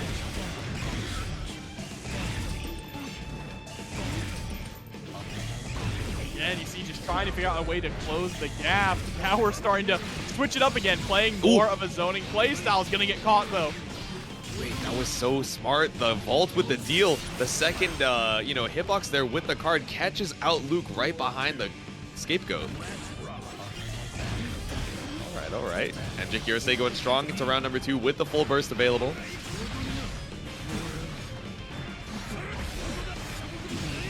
RFD trying to bring yourself back down to the ground, but instead it just has you blocking towards the corner. Once again, full pickup with the card. And Red Wild Assault, we're guessing for game. 50 meter about to be behind it. Oh, God.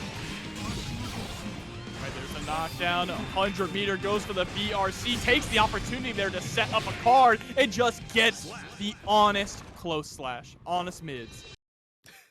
Sometimes that's all you need, right? Strike throw is all you need to seal it out, especially at such low health. I mean, look at Soul. Strike throw is what he's got. And he does it real well. No need to overcomplicate it here. Now we're 2-1 up in MjKurase's favor. So what was the adaptation? Because Luke started playing more aggressive going into game number 2. But how was MjKurase able to just run away with that one? It seemed like Luke just had no opportunity to fight back. Yeah, and you saw we tried to go for a bit more of that zoning playstyle, and again, it just didn't work out. You're not going to be able to zone up against Johnny. He just has the range, has the tools to close in on you, doesn't even have to go for that dash. Let Johnny hold 7 swords like Killer B. All right, now you're cooking. Now you're cooking, chat. Yeah, we had to get through the ideas of all time to get to the bangers here, and we got to get through 3 games to get to 4. Luke wants to bring us to game number 5, but MJ, of course, trying to qualify right off of this next game to winner's side top 8. Let's see if Luke is going to be hyper aggressive at round start once again.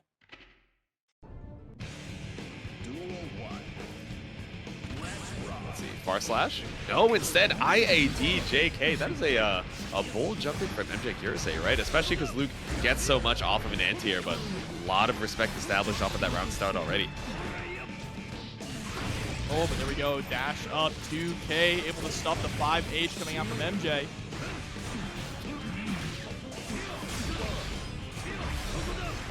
Lots of space gained off of the FD, but that's exactly where Johnny wants you, right? Outside of range of any of your best Happy Chaos normals, but still close enough that steady aim is a little scary, but still Luke finds the hit and the side swap here. 2K with the shot. Back gonna get the wall break with the Deus Ex. You saw how MJ tried to escape that cross of attempt at the top, which is pulling you right back in. Alright, safe jump to get a little bit of meter back. YRC spent from MjKurase. Trying to hold on to the burst. You know, it's a pretty big life lead to try and hold on to in this round. But no, the throw seals out. Alright, set the curse. Also gets you out of range of the far slash on round start here. So smart from Luke. Oh, speaking of far slash, an immediate burst there. Trading burst gauge for burst gauge. Luke coming out on top here with the Deus Ex. Gotta get that positive bonus and regain that burst that we just spent. Yeah, I imagine we can go for safe jump stagger pressure here though, right? Because we don't have a lot of meter. We're still waiting for positive bonus to do its thing, but now we got positive on both sides. MJ found the burst. Yeah, no RC off the throw. You're looking for this next hit. You're able to do a chunk of damage and get the metered wall break. Into the instant overhead. What's his name, chat? I really love the routing there to not break the wall just yet. The tension penalty off of the RC made it so you wouldn't have gotten the metered wall break. So he kept the corner for just one more hit, runs up for the TK Mistfinder. Now we're tied up, set point. Who said Germa? I don't think that's what the J stands for, TBH. Yo, Derma Johnny? So right. The knockdown. Into the 6S immediately, baits out the burst. Oh God. Don't think it's gonna be enough. No, not quite. Still, 50 meter. Yeah, now we can afford to play the zoning, pull up with the blue wild assault, the Yata 5D. It's 2-2 apiece. Game number 5 here, fighting just to make it into winner's side top 8. Man, all these players going the distance here. So far, every top 8 qualifier that has been on stream has gone to game 5. Good. It's giving our players time to work through loser side. Yeah, absolutely. Giving the rest of the bracket the time to catch up. Again, if you guys want to keep up with what's going on back there, we got exclamation point bracket. And we got game number 5 here between MJ and Luke. Bro, this losers bracket is looking kind of crazy also, J2. Not going to lie. But one of these players is going to get sent down to those shark-infested waters here in this game 5. Alright, set the curse immediately. I don't know, a lot of times when we've seen Luke try and go for the zoning playstyle, it has not quite worked out. But I think now, you know, now that we're swapping up the playstyles in the middle of the round, not just fully committing to the zoning, but also being okay with catching the approach from MjKurase, now it's keeping him on his toes. And MJ having difficult time here. Double backdash is able to give us a little bit of space. Wow, the super jump there right over the low misfire. Yep, go in the face, run up with the plus frames, barely any focus to your name. I think we just play a little bit more defensive here, wait for it to come back up. Never mind, steady aim, just barely in the burnout here. Doesn't even need the super, the sucker punch is gonna be enough to do it here. Set point now for Luke. Got the curse, barely any burst on either side. Luke really trying to slow this down until they're able to get that 50 meter. Again, chasing him down, but the double backdash is avoiding the guns altogether. K2D with the blue beat combo, set up the card. Another jump out. Luke's just jumping out of a lot of these mix-up opportunities when the card is set. No card crush required. The FD gradually pushing you back into it. Throwbait with the Nsenga catches out the backdash. Oh, goes for the misstep forward, but not close enough to really get anything started, so doesn't take the swing. Caught out of the leap here. It's going to be a lot of damage. Luke should be able to Deus Ex for the hard knockdown.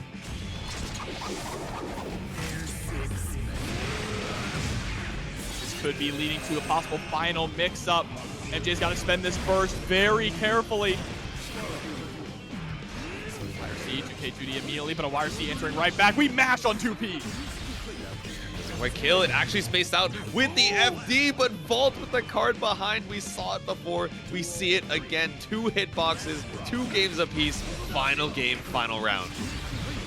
Force the knockdown. We wanted to pick up there with the 2S. Unfortunately, we didn't get it, but now you're tossed right back into the corner. Bro, how many overheads? Overhead, yep. Bro, card crush? That's crazy.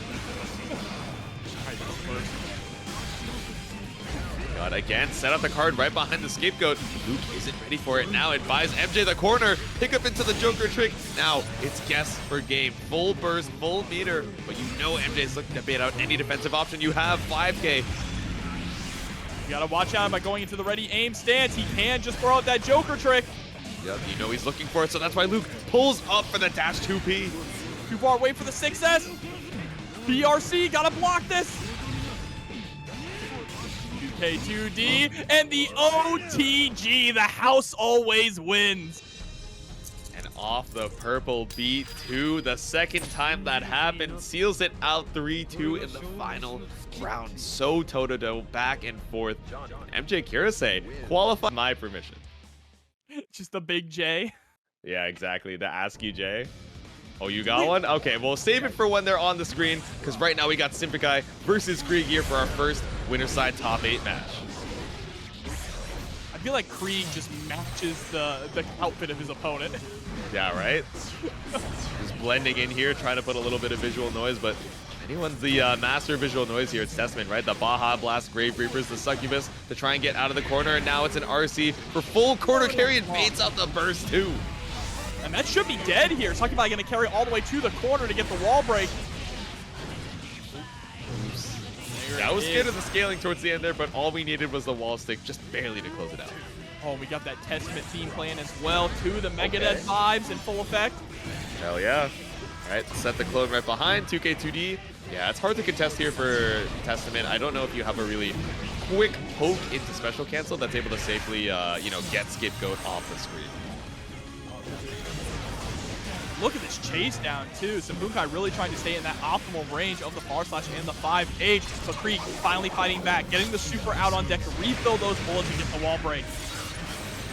All right, 100 meter to Symphuukai's name. What are we going to make of it? You know Kreeg is not trying to interact with these defensive tools. No focus here. Yep. We are running away. Yeah, unhand me. The double backdash, it's fine. ID tries to bait out the burst. Now burst available for both. Symphuukai does not let it rock, is fine with heading into round number 3. Yeah, you can definitely make an argument for spending the burst there. Just one more hit would have closed it out. But feeling confident, right? Wants to have it just in case. Doesn't want to play that gambling game. Yeah, exactly. Especially against Happy Chaos, right? At the full screen post burst situation, when it's 1 HP on both sides, definitely a little bit more confident that the shot will land, and the 6S finds a huge counter hit. Not a huge conversion though, you know, might have been able to do a little bit more damage, but still looking a little scarce on the bullets, I gotta say. Able to get the throw into another throw, reloading a bullet each time here. And now we have one more left in the chamber. Kara reload off of the OTG was pretty sick, and so was the backdash shot to catch you right out of the Arbiter. The reticle finds its mark, and Kreeg finds the first game. What's crazy, JC, is that actually wasn't even the backdash. That was Scapegoat. It cleared itself off the screen so fast. Yeah, I didn't even see the clone get swallowed up. That is crazy. Just utilizing Scapegoat as that tool to move you back, that's a really good decision, because not only is it going to tank anything coming at you, it also helps you just avoid those Arbiter signs. Yeah, some of those quick checks that are really able to get those, you know, cheeky knockdowns at the mid-range here. And even if, you know, there isn't any Arbiter sign, now you have a barrier between you and that Testament Far Slash, which is so good for contesting that grounded space. Here we go. Corner pressure now. Finally gets caught. Third time's the charm. This is going to be big damage. Yep, 21 guns to do. Barely any HP to your name. A full burst, but I imagine Yuki holds on to it. Triple overhead on the dome. The JPP on the way down with the reticle.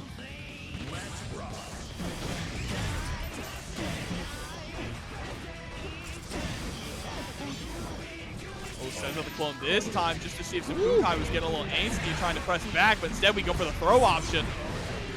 For the back throw, bold option there, but again, not a lot of great ways to try and check, and then special cancel right behind clearing the scapegoat, so you might as well go for the high risk, high reward, and look at how much you got off of it. Hard knockdown and the positive bonus. All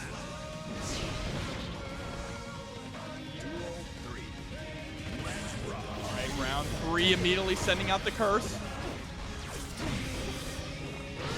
Gun flips and at the ready shots, just trying to get so much space. Again, like you're saying, Jobber, even if the Arbiter sign doesn't actually land on the scapegoat, it's so good just to have that evasive movement. And again, using it to great effect to just try and keep Symphuukai locked down in the corner, baits out the burst. Gonna get sent through the wall, and that's game number 2 to Kreeg. Chat saying I'm putting money on the Irish. What do you got against the Swiss, huh? Yeah, what's going on over here? Ireland versus Gear, who wins?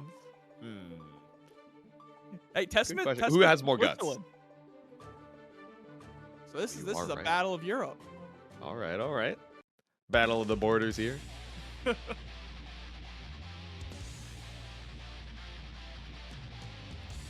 this I would have had. Yeah, this is pretty difficult for Yuki though, because it's like, normally you're feeling pretty good about the mid-range or slightly outside of it, but there are so many ways to try and contest when you're putting the Grave Reaper out on the screen, when you're trying to set out the Unholy Diver with the Crow. Such that Kreeg just feels so comfy, you know, set up Scapegoat and then run up behind it. Yeah, we can also check you with the steady aim from time to time, because we're able to get so much meter off of the hit as well. Feeling pretty good on resource management too. Yeah, and the threat of gun too and the steady aim is going to kind of prevent Symphuukai from charging up those Grave Reapers mid-screen, which you saw they like to do in a lot of matchups, right? So having that toolkit pulled out of your arsenal is really difficult. He goes for the wall break. Now it's set point for Kreeg, looking to try and speedrun it to winners finals.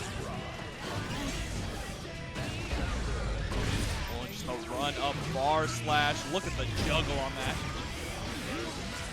Ooh. Caught out with the 6K, maybe trying to jump on out of the corner. And then we rush right back on in, right? We're willing to spend all of our resources just to make sure Symphuukai can't escape, but that's not going to stop them. Nice run up with the 2S, catches out the backdash here. Far slash, caught by the Grave Reaper. You need 1 Stain proc and 6H Arbiter. Finally gets around here for Yuki. Now let's see if we can get a point on the board. We've seen many 3-0 comebacks. Can it happen again? It's going to be a difficult one. Stuck up against the corner. Content to use all these bullets just to make sure that we push you up against the wall. No, but super jump IAD. Caught out with the 6K, but no confirmed Kreeg because you used all those bullets. You do not want to be in the burnout, but still opting to use it for the knockdown. Great block on the 5D, but you still are not out of danger yet. There's the counter hit, and that's going to be it. Kreeg moves on to winners finals. 3-0 to send Symphuukai down to losers top 6. You fought for your life, but so many times Kreeg was doing such a good job of weaving back and forth between, oh, okay, I'm going to zone other side of winners top 8. Like, if we get Slayer, I'm going to cry, all right? That's what I'm saying. Oh, 6K to start things off. Okay, the sweet chin music. Ooh, tried to go for the high misfire. Maybe attempting to call out a jump from Yata, but staying grounded here. Finally able to get the pressure started with close slash. And we're just going to burst. Get off of me, please. Give me some space to play the game. Yata immediately backdashing to avoid the card. Ball right behind, leave the card as well. You're so high up in the air. I don't know if the reversal super reaches, but just barely the tip of the explosion catches you out, and a meaty close slash as well puts you on your last legs. Oh no, sends out the Joker trick, but gets sniped from the skies. Yeah, 100 meter, but Yata was so, you know, far away and also above the range of the Joker trick that the rebound shot just so safe at that range. Oh, we were able to get the backdash there on the first hit of the Rekka. Finds the press with the 2P.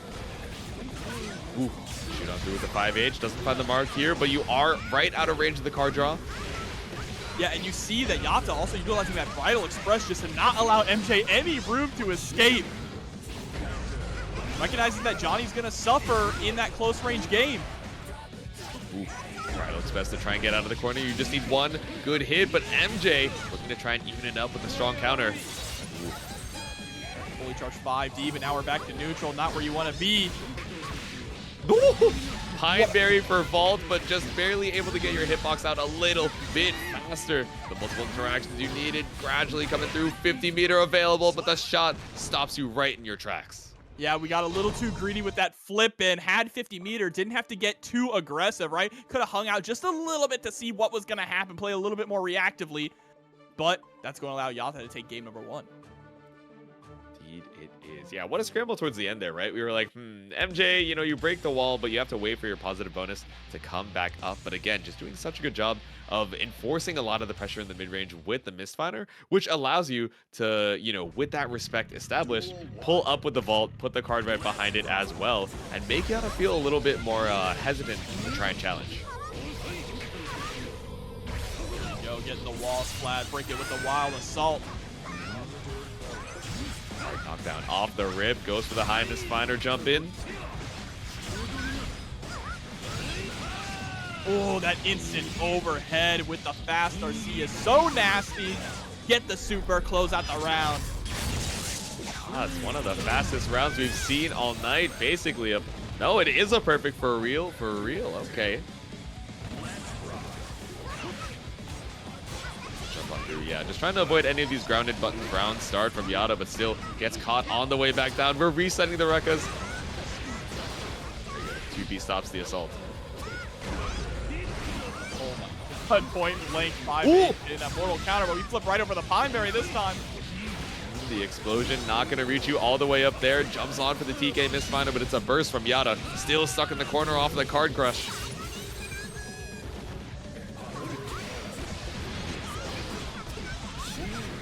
Oh, goes for the YRC, but lands it immediately into 6P. I'm surprised that actually worked. Let's get clipped with the low. Yep, fast RC to tie it up clean.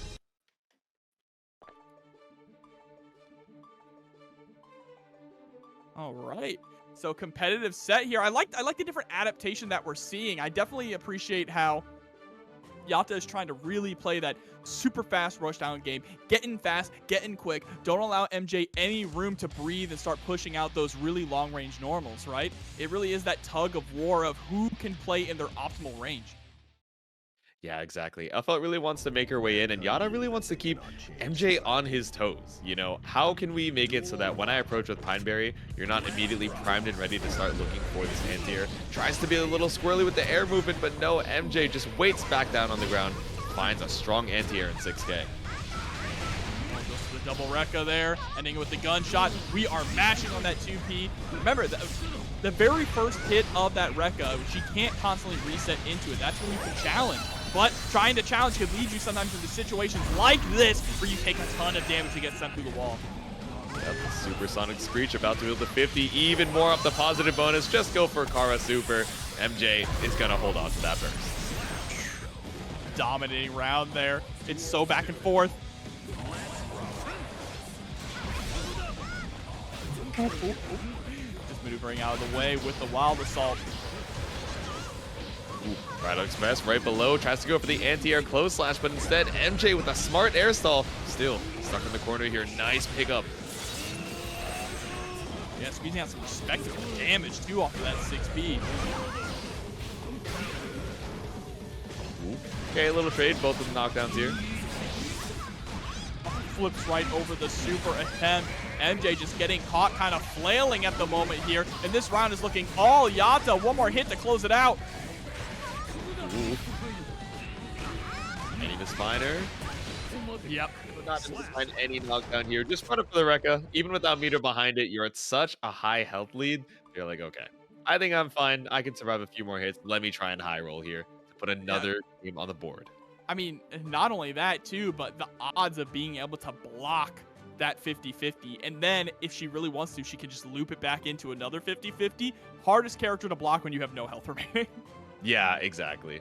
Especially because you're able to jail into the Rekka, you know, off of 5H or 6H, a lot of these level 4 normals as well. So if you're not a character with a meterless reversal that's able to challenge that frame trap gap without needing to use the meter for it, you're in for a rough time. Duel 1. Let's rock. Base. Yeah, the intro to the song is always so hype. Yata trying to keep the momentum here. Clashes off of the S Rekka though.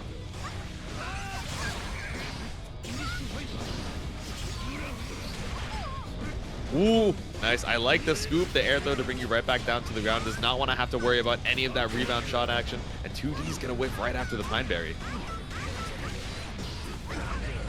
Oh, just gets the counter hit immediately on the run-up close slash. Yeah, Yata going into the Rekkas here, the only thing you're really looking for is the positive bonus, right? We've already gotten opened up twice by the Rekka series, but still not able to kill even after the 3. You need so many hits if you don't have meter behind it to confirm. Oh, we try to go for 6K again. It's worked out for us multiple times, but Yata standing their ground. Now sitting at set point. Jay in the corner. Deflux shield's not gonna save you. Out of burst, out of meter, out of options. Into the super. Supersonic Scream once again. It's guess for game. 50 meter behind it. Rekka, fight for your life with a double overhead. No burst tier name. Yata moves on to winners finals with a perfect.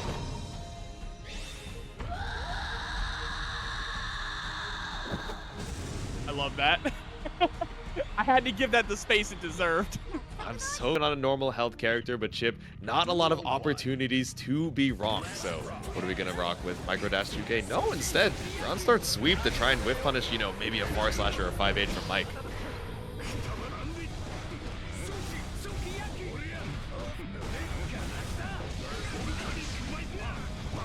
Yeah, we get the Elphelt theme again. Hell yeah, these players got good taste. DPRC on the way back down. Was that a backdash on the Alpha Blade for Mike to try and get the pressure back? Oh, you see, we're just trying to look for that whiff punish, right? Marvelo loves to go for the 5K whiff punish. 5K in there for Mike. Yeah. Alright, Mike believes in the round. He just needs one more hit, but so does Marvelo, especially with 50 meter behind it. Not going to get opened up for the Rekka. Instead, finds the 6B on Rekka 3.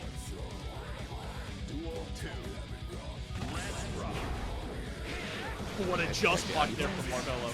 Gets the cross up as well. Just whipping right over, yep. Oh, and the run up counter hit. There it is. Clean hit DP immediately. That's half your health gone. Yep, been up the life lead already off a couple hits. 50 meters still for Mikesaftig. No DPRC required. We hit the 5K to catch you out of the Alpha Blade. Ooh, and the gun flame actually getting to confirm, and we get a full conversion off of it. Wall break with the Wild Assault here because we want to get the hard knockdown. Recognize that the 5H wouldn't kill. Yep, not off of the scaling. Pull up with the Scooby Whoop. Empty Bandit Revolver for the throw. Mikesaftig takes the first game. Chat asking, can Chipp deal damage anymore? Yeah, he can. He can do trust some me, good he damage. can. We talk about how much damage he takes, but trust me, it is not for lack of him trying to kill the other character. I'll tell you what. Demonsaftig. It's true. Skibbity whoop, bro. You gotta hit him with it. The empty bandit revolver. They never see it coming. Except for when they do. And that's when you jump, you bait the throw whiff, and then Soul comes down with counter hit JH, and you're like, hey. Or he just lands at his 5k and then you die. Also true. Duel 1. All right, here we go. Immediate dash of 5k there from Marvelo. Trying to take charge of the rhythm of the match. Yeah, play a little bit more aggressive here. Risk yourself getting counter poked because you know that once Mikesaftig is able to get the pressure started, block a Fafnir, block a Far Slash, it is looking rough. Keep the aggression on here with the Uzumaki Barrage. You better believe it. Here comes the mix-up. This goes for the safe jump, same side. BP immediately out there from Mike. Creating some space with that gunflame as well, but that's not going to stop Marvelo from dashing right on in. Fast RC down for the 2D. Doesn't find the mark on Mikesaftig, but still a lot of health lost here. Should be easily made back up with the 50%. Yeah, I have to imagine if that delayed 2D, it was one of two things. It was either a messed up 2K that came out just a little too late and then got the 2D, or he was just stalling it to try and get a 2D counter hit, and wow, close slash blowing up the Alpha Blade. My God, dude, so much damage on the side of Mike, and he's going into round number 2 with a full burst gauge.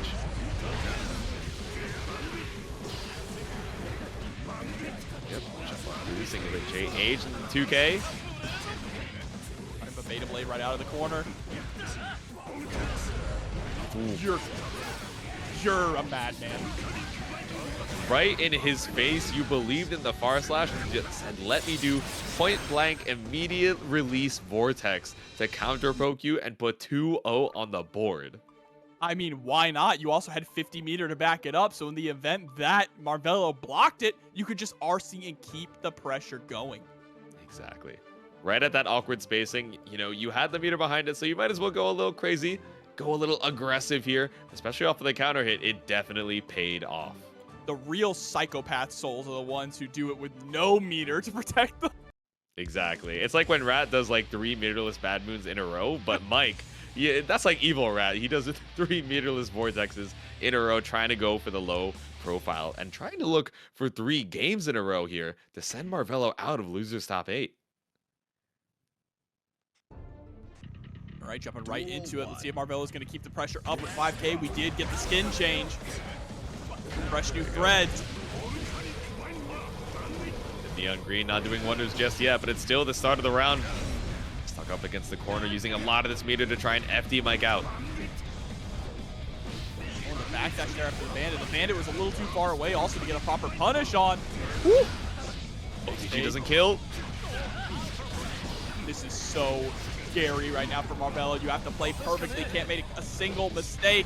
Catches the backdash there with the 5K, but not able to get anything out of it. Fafnir puts you in chip damage range. You tried to escape, but the Far Slash waiting on the way down.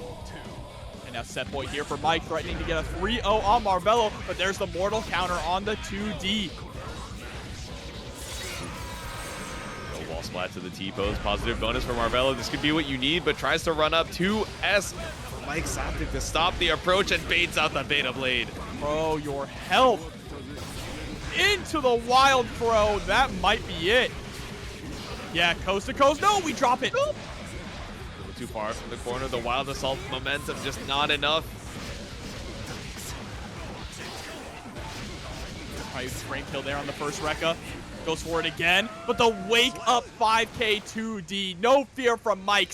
Nitro's Geo. Yeah, so Nitro, we saw some good stuff from Geo earlier on. Really solid pressure with those guard breaks, and let's jump into it. Yeah, immediately just run up the round start 2K, something a little bit safe here. Just in case MacMens goes a little crazy with the round start spin. Give yourself enough time to try and back up, but back and right up into MacMens' space here with the double dash. Finds the throw for your troubles. Nice little tap 5D, just barely built up the 50 meter for it as well. 2D on Nitro's side as well. The counter hit into empowered spiral arrow. Puts us up against the wall. Okay, 2d6H for the poke. Now we just dash on through, double dash. Nitro is so brave, dog. With one of the fastest dash speeds in the game, I can understand why you're so bold about the movement, but MacMens hopping on through in turn. Trying to keep the pressure up with the Fujin. No! Anti-air 5P catches out the IAD. Nitro did not want to be put up against the corner, but dies mid-screen for it.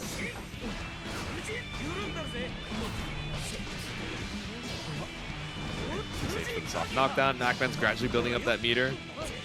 Wonder if we could have been able to pick up off the Nagiha off the wall there, but maybe an awkward spacing. You got the 50 now.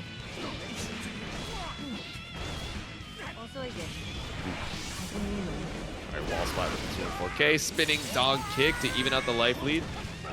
Yeah, this is scary though, because MacMens has the parry, so we do spaced out 2D. I wonder if parry actually still would have caught there. Imagine so, but MacMens, yeah, you build up the burst, but the health lead is so big, you just let Nitro run away with this round. All good.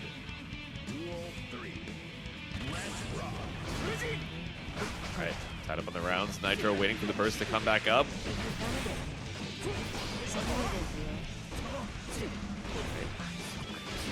Hand spiral arrow gives you so many plus wins to try and shimmy back, but MacMens fights his way back out. Once again, the quadruple 2P into the Nagiha. Tries to get you taking your turn back, but Nitro's hyper aware of the 50 meter, knows MacMens. He's trying to mix you up off the frame trap Fujin. Ooh, I think with Super might have been able to kill, but routed a little too early into the RC. Did not believe in the wall stick. Still has positive bonus though in full burst.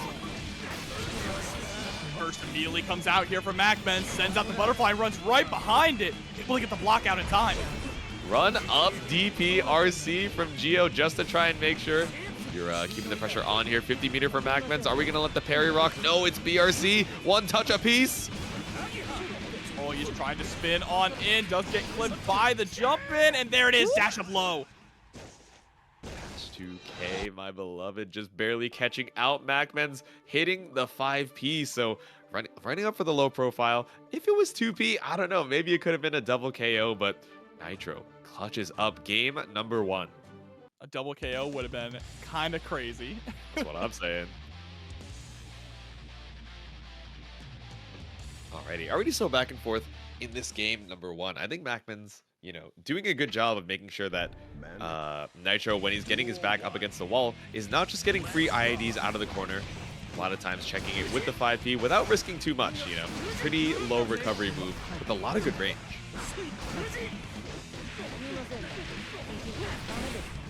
Oh, there we go. Comboing into that enhanced DP. All right, Budare gonna allow us to get the setup. Oh, we were pressed. We got the fish, we got the bird, we got the back against the wall. We IAD back into the corner just to get caught on the way down, but the wall stick doesn't kill without the 50.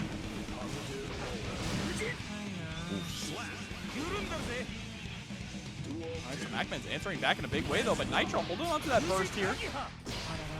Let's see if we're gonna spend it early. Ooh, the one who spends it early is gonna be MacMens here, just trying to maintain that aggression in the corner. Yeah, we're switching back in here, waiting for the counter hit right on out of the swing. Lots of meter on both sides here, but Nitro, full burst gauge available. Oh, unfortunate whiff, but I love that chase up there from Nitro. Gets the cross up with the JK. Clean with the side swap route off of the aerial. Nitro wants to put 2-0 on the board right now, full burst.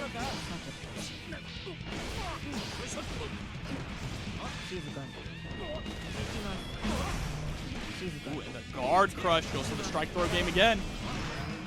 Yeah, IB not going to help you on any of those frames. You're still plus $1 million in shimmy range. 5H Sepultura.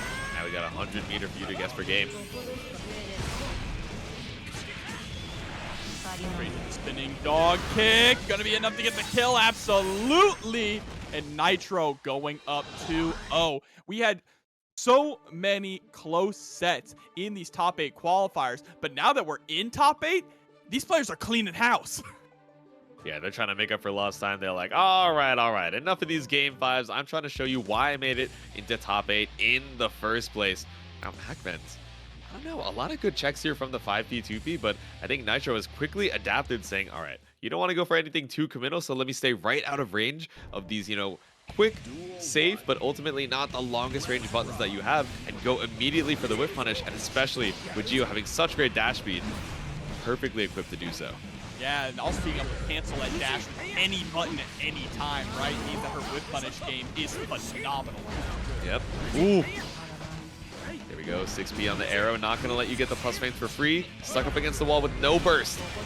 Oh, the downward dog there is going to let us get the crossover. Shimmy at the mid screen with the dash, but still MacMens catches you out with 6H. Yeah, we see a lot of the whiff overhead to PRC low here. Finally catches out Nitro. It's just closing the distance there is so strong, and then you think because it's whiffed, you can press. But you're not allowed to, all right? You got that PRC on lock. So MacMen's able to get around, but can we get the game? Oh yeah, you're not allowed to press there. That's the challenging part about the block strings up against Giovanna, is that there is a gap in all for special moves besides the roundhouse kick. Yep. Ooh. There we go, 50 meter. Ops not suspended for the RC. Fuzzy with the JP. It's a blue beat, and it drops off the 2H2. Oh, we tried to run for the deep dash in there. Get as close to the corner as we can. Gonna get rewarded for it with this wall break. Hard knockdown all the way in the deep end. 50 meter for Nitro, though. This is scary. You also are about to build up the burst. Probably not going to commit too many resources here. Ooh. Oh, he does get hit by the cross up here. Immediately goes for the super reversal. Not going to work, but we still have 50 meter available. The parry, but you were able to build up the 50 right behind it, building up an extra $12 in the match. Areno Sylvanus Grove, thank you for the generosity. We send the fans out to put a game on MacMen's score. That one's for you. So close here. A hit apiece. Nitro not able to take that round, though. Yeah, all of that throw whiff, so devastating. Let's see now, MacMen's finally getting a little bit of momentum. We have a score on the board. Can we ride it? Yeah, the throw whiff definitely unfortunate. I have heard, you know, a few complaints from Geo players saying like, yeah, I will literally have my throw whiff while the whiff animation has my hand going through their character model. But, you know, I guess that is the price to pay of having such a quick character as well. Quickly getting a lot of damage here in corner carry off the counter hit 5H round start. Midare allowing us to get that Oki option. Nitro not going to press this time, opting to just kind of backdash, create some space. He can only dash so far. Now there's nowhere to run. Okay, that back. Opened up other Rin PRC. Nice jump. We actually jumped button, but we had to go for the jump forward if we actually wanted to punish that. The overheads are working. Rin brings Nitro down to 1 HP, but still able to fight back here. Plus frames on the spiral arrow. ID back JH. MacMens trying to avoid the throw and also catch you on the dome. And it worked out beautifully here now. Able to get the 6B. Full pickup after that with the hop. Yep. Ooh. There we go. A little Barre 2K 2D gets you out of the corner. Plus $1 million. Overhead immediately fast proceed into the close slash. Nice IBFE pushing out, but unfortunately MacMens was right back in. Yeah, he didn't react to the successful IBFD in time. Might have been able to interrupt there, but still finds a counter hit. 5H. Do we go for the side swap route, or do we just keep us mid-screen optimized for the damage here? 100 meter, but PRC quick from MacMens. We see the guard. Yep, we still have the RC. Tries to go for a cross-up afterwards. Nice backdash there from MacMens, but is going to get tossed out of the spin. Yep. Badguy doesn't do anything against the throw here. Cautious approach. Does get caught by the fan. That's crazy. Now MacMens doesn't need to do anything too crazy. Just trying to pile on the pressure to find one last hit. Anything will do. Even chip damage. My God. Ties it up. All the meter in the world. Spend the full wild assault. We're going to game number 5. All right, this is the first game of top 8 to go the distance, Jatsu. Yep. Man, that was so scary towards the end there. You have 1 HP and a dream and all the resources in the world. And I like the use of the, you know, Rin PRC over at 2K, right? You know, safe, check to try and take out that last blip of health from Nitro, but also enough to recover in time. But also, we're going to be seeing the swap from Nitro here heading on to the Jacko. We were talking a little bit about it earlier, but I guess feeling a little bit more comfortable setting out the minions. JD to hold down some space and now locking you down. I think this matchup is actually not terrible for Jacko. I'm not surprised to see the swap here. Sending out all of these minions here to shut down Anji's movement is going to be really important, and it's working out already beautifully. My God, the Forever Elysian driver. This should be a perfect for Nitro. Wall break with the 5D up perfect immediately. Nitro sitting at set point with full burst as well. Just to confirm the kill. Yeah, Jacko, I would imagine, has a hard time getting out on defense here. Again, no invincible reversal, but unless you have the 50-meter behind it as well. But I think just banking on the fact that, okay, MacMens, you know, you've adapted to the Geo. I will accept that. But are you ready to try and knock the minions off the screen? Right, for the second round, though, feeling pretty comfortable. Establishing that space, 6 feet. No, just air block on it. And now we have 3 minions out on the field. MacMens has to be forced on defense. JH, back throw, set all the kids. Yeah, you have a lot of meter here ready for either of the minion buffs, but have to be able to get them in the first place.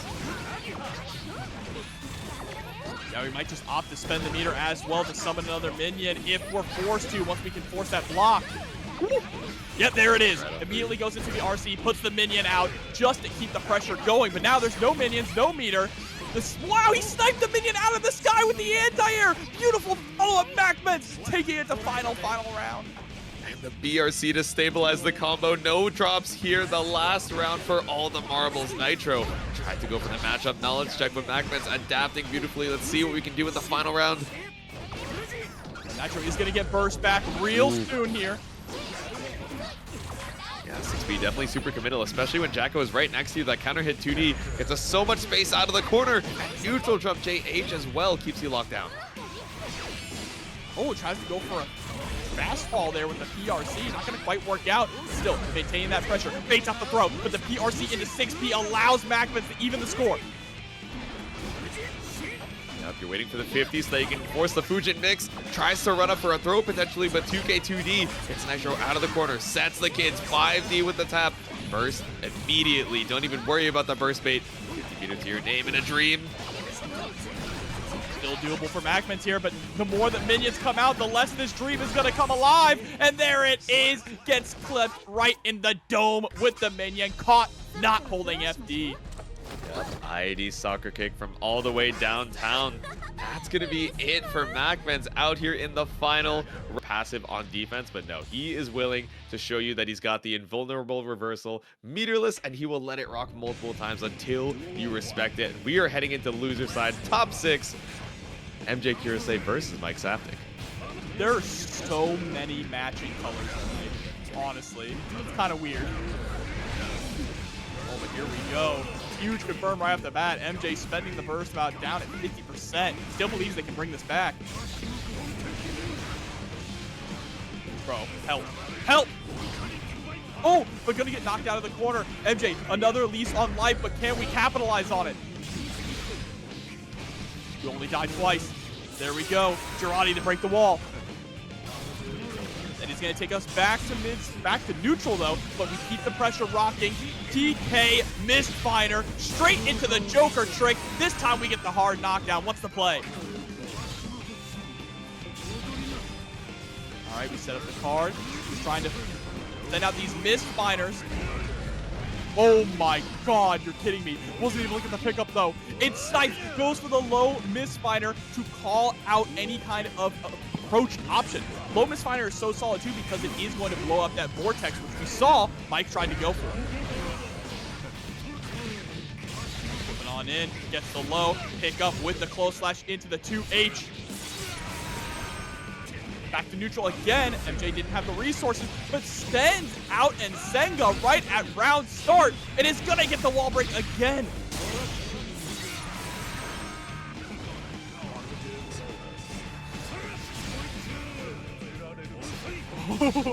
The patience there. The patience for MJ as Mike just sends the Night Raid Vortex. Here we go, pressure is up. Goes for the reversal super. What's his name?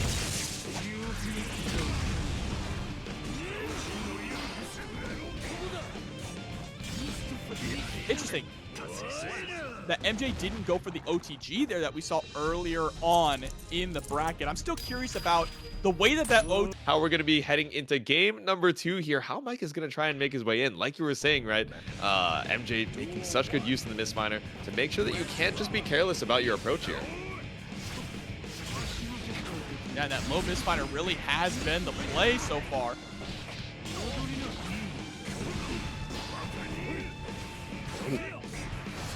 He is dashing and 6P'ing. Saying, let me in.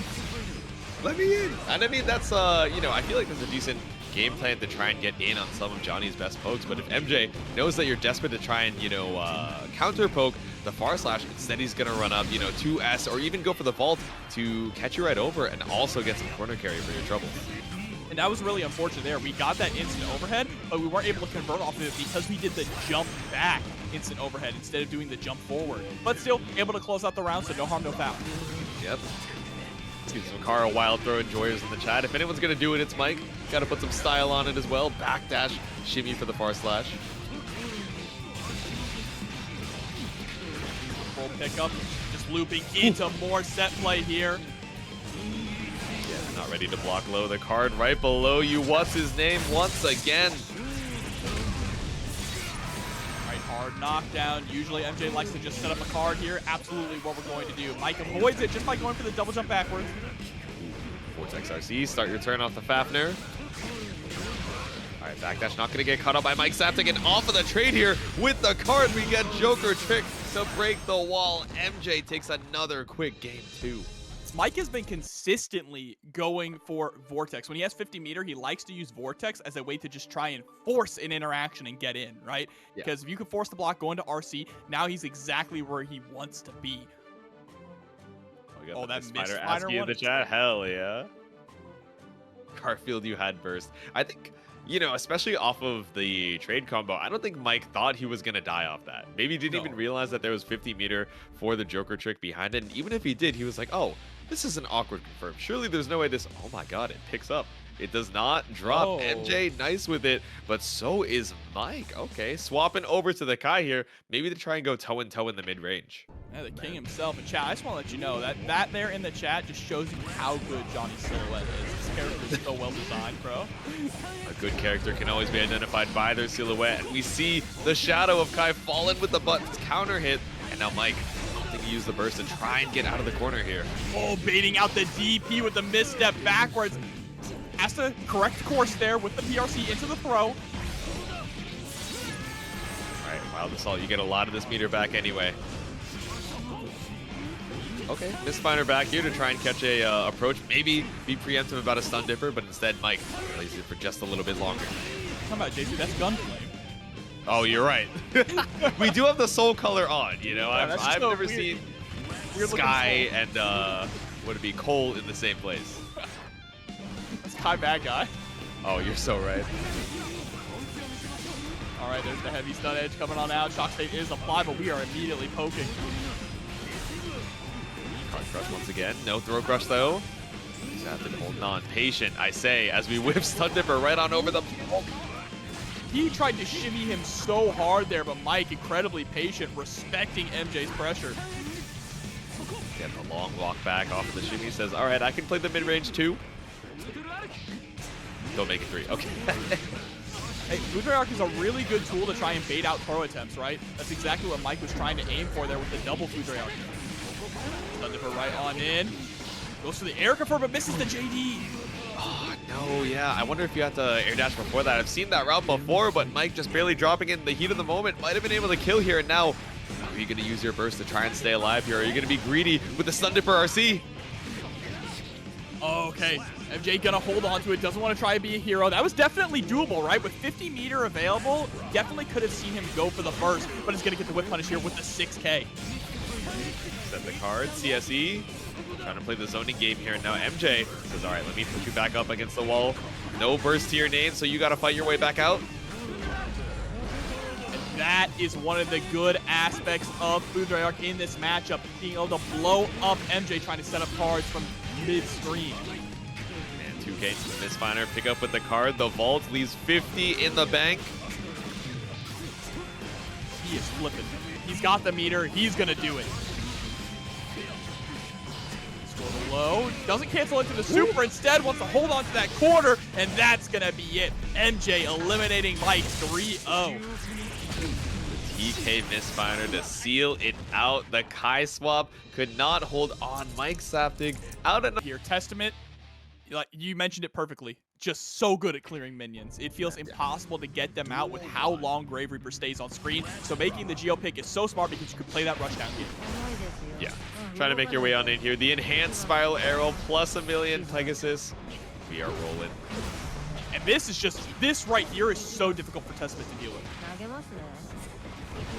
Just the 2P, 5P pressure right in your face. Strike, throw. What are you supposed to do? You don't even have any meter to try and get out. No. You spent it all on that. No, don't Did we let do it be anything you. but throw? Did we hit anything but throw? Chat, rewind the tape. Did we just Saw a die couple from 2P, throws? 5Ps, but they didn't even get the hits. The only thing that did damage there was the throws. That is insane. Yeah, we got a little too inspired by Capcom Cup there, but it's okay. We still got burst in this one. Ooh. Okay, 2D into the 2-1-4K. Roundhouse kick at the spacing trap. Oh no, we've seen this movie before. I mean, it's like Testament has such a difficult time getting out of this position against Geo, especially with those guard crushes one after the other. Here we go, teleporting out. We have a lot of meter now. Can we cook? Ooh. Not another throw. PRC throw, so scary. Trying to bait out any of these reversals, but you do have 100 meter to keep your turn back up. Not ready for the PRC forward 2K. Stain State is applied. Oh, using the second hit of Stain State there to cover your teleport. Smart stuff there from by Symphuukai, but does get tossed right back into the corner. No OTG, instead goes for the guard break. Yep, you knew it wouldn't kill, so you want all the plus frames in the world. No meter to your name, and Symphuukai gets caught out on the walk forward. That was brutal. Symphuukai brought it back in the second round. Unfortunately, wasn't able to close out the round, but that first one with the throws, just nasty, nasty work. Devious work there. Would you throw Lu for a million, Nitro?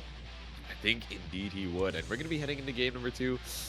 Man, the enhanced spiral arrow, especially when you don't have any meter, you're spending a lot of it to try and FD out and stop the strike throw from being so scary, but especially when Geo's dash speed is so fast anyway. Yeah, you have a tiny bit amount more time to react, but how much more difference does it really make for all the meter you're spending?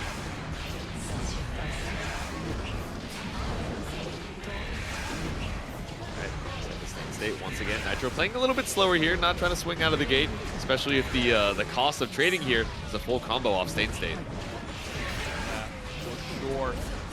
Things are looking much different here. Symphuukai in full control. This is exactly where they want to be, trying to chase down with that 2K. 2K is going to be a big part of this matchup too, right? You got to have something quick and fast that has a good reach to be able to prevent Nitro from coming in. Yeah, that was a slight misjudgment on the spacing for the spiral arrow. Means that we got the proc off the 2K. Nitro barely any health in the stream. You have a decent amount of resources to bring this back, but strong 6B from Symphuukai. We're looking for the chip damage.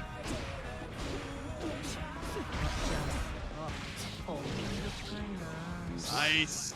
Able to get the back throw here. Symphuukai's level of adaptation is next level. Through, pick up with a wild assault. There we go. We keep the corner situation. No, instead we just break, and we apply the Stain State as well after. Oh, God. Yeah, first out of the launch here. You do not want to have to hold that Stain State, but still, Nostrovia picks up more than enough to kill here with extra meter behind as well. We love the pop-up there from Stain State, getting that coast-to-coast confirmed. The perfect from Symphuukai, tying things up 1-1. Damn, okay. Yeah, definitely a momentum swing for sure. I wonder what swapped it up, right? I feel like we're seeing Nitro play a lot more passive going into that second game. I wonder if there was a specific tool that forced them to, you know, do that, or if they were just trying out, okay, let me swap up my playstyle a little bit, not be too aggressive every single time, and show you that, oh, okay, you can be a little more confident when I'm just going in for the dash block down back, and now I'm going to switch it back up to the aggression layer once again. Yeah, I mean, it's been working out so well, just that in and out kind of game plan. Symphuukai pilots this character like no one else. The quintessential testament. Here we go. Dash up 2K though from Nitro, starting off hyper aggressive. Doesn't want to repeat of last round. Set the stain once again. Lost a little bit of tempo off the whiffed Arbiter sign. So Nitro, yeah, going for these dash blocks. Just to try and see how much space we can get. Not being too crazy about it, though.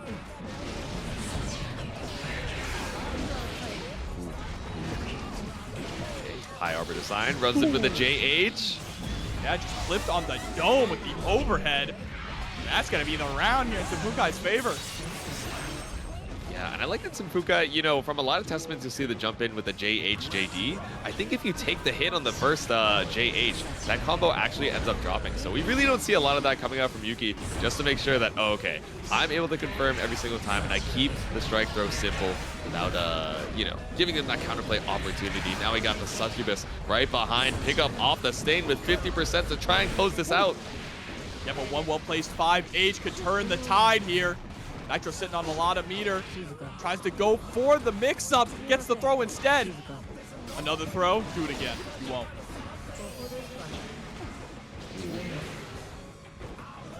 Back yes, create a little bit of space after that YRC. Combo though. BRC down. Still gets caught out with the 6B though. Looking like a Magneto dash there. This is so scary right now. 6B hits its mark and gets the pickup with the 5K, staying alive.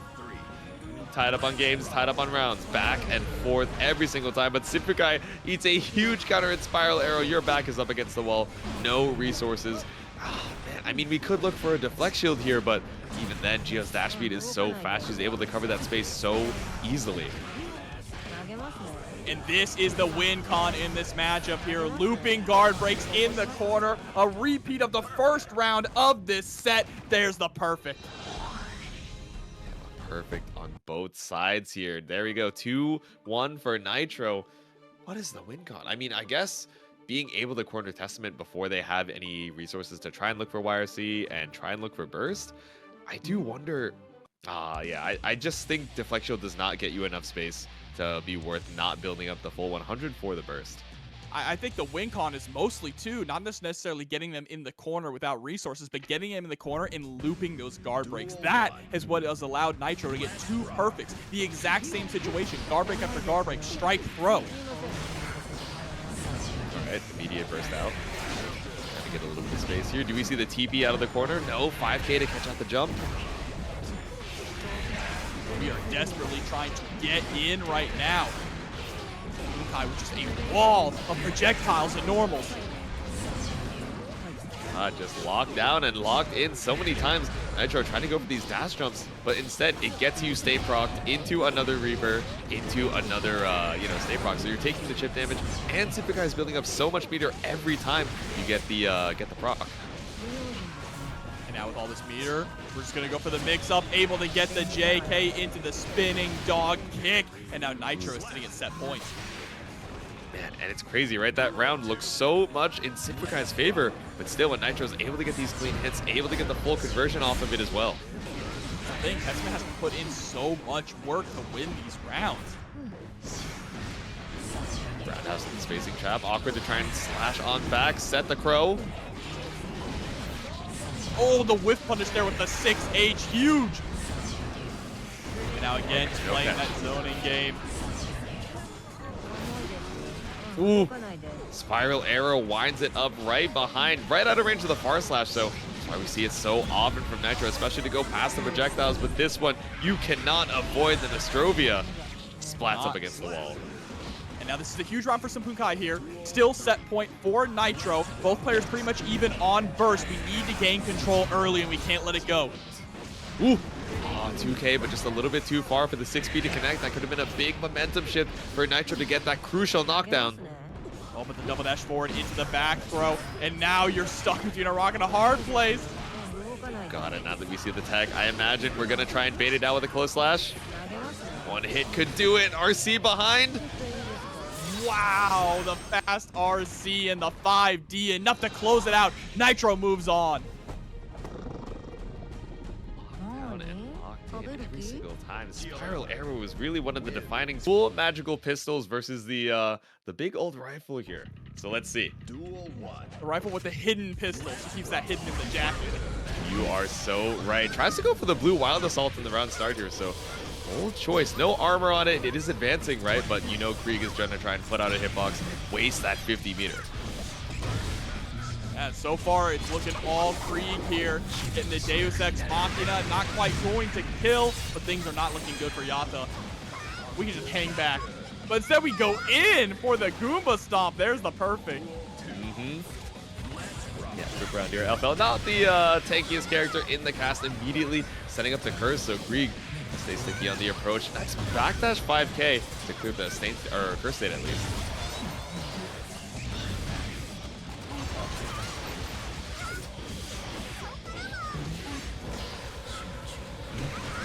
Ooh, that genius. Huh? The big brain play. Tried to go for the grenade belt. Not going to quite work.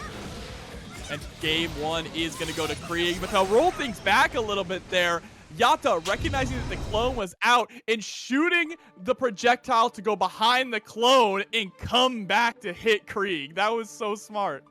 Man, a moment of genius for a moment of a little bit of overboldness there, trying to go for the bomb belt, the super command grab there. I understood the vision to, you know, try and bring them back into the corner, but unfortunately did not work out. First game over to Kreeg.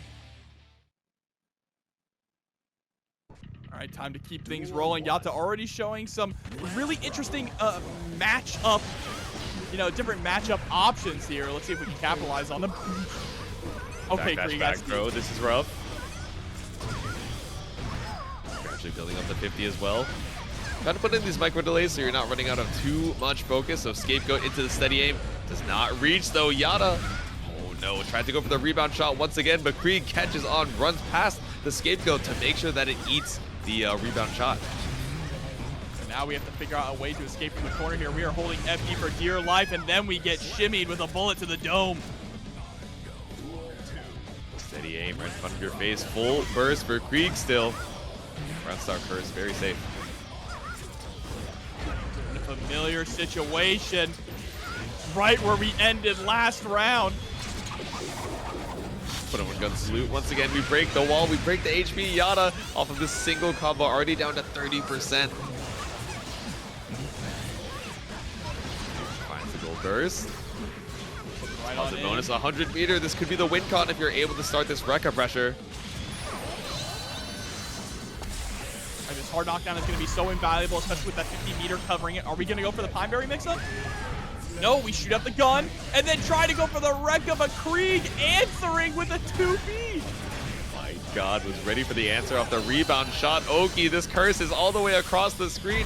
Yata still has PRC to keep your turn, but now with the curse applied, blocks out the gold burst, catches out the backdash with the Bridal Express. Where are you going, Kreeg?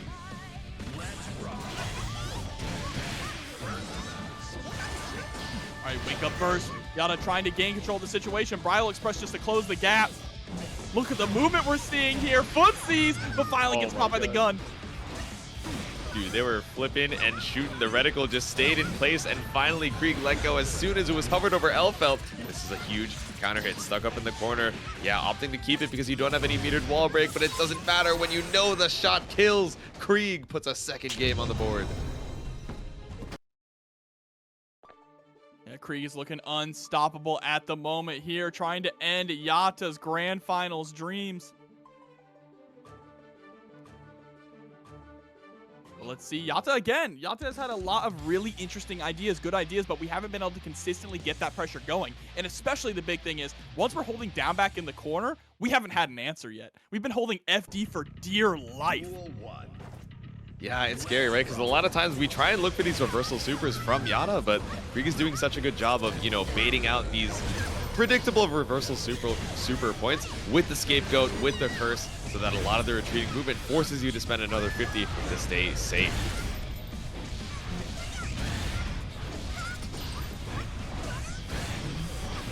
On it, FD once again spending all that meter to try and stop the strike throw, but instead it's a 21 gun salute, should be able to kill. We break the glass, and now it's set point for Kreeg.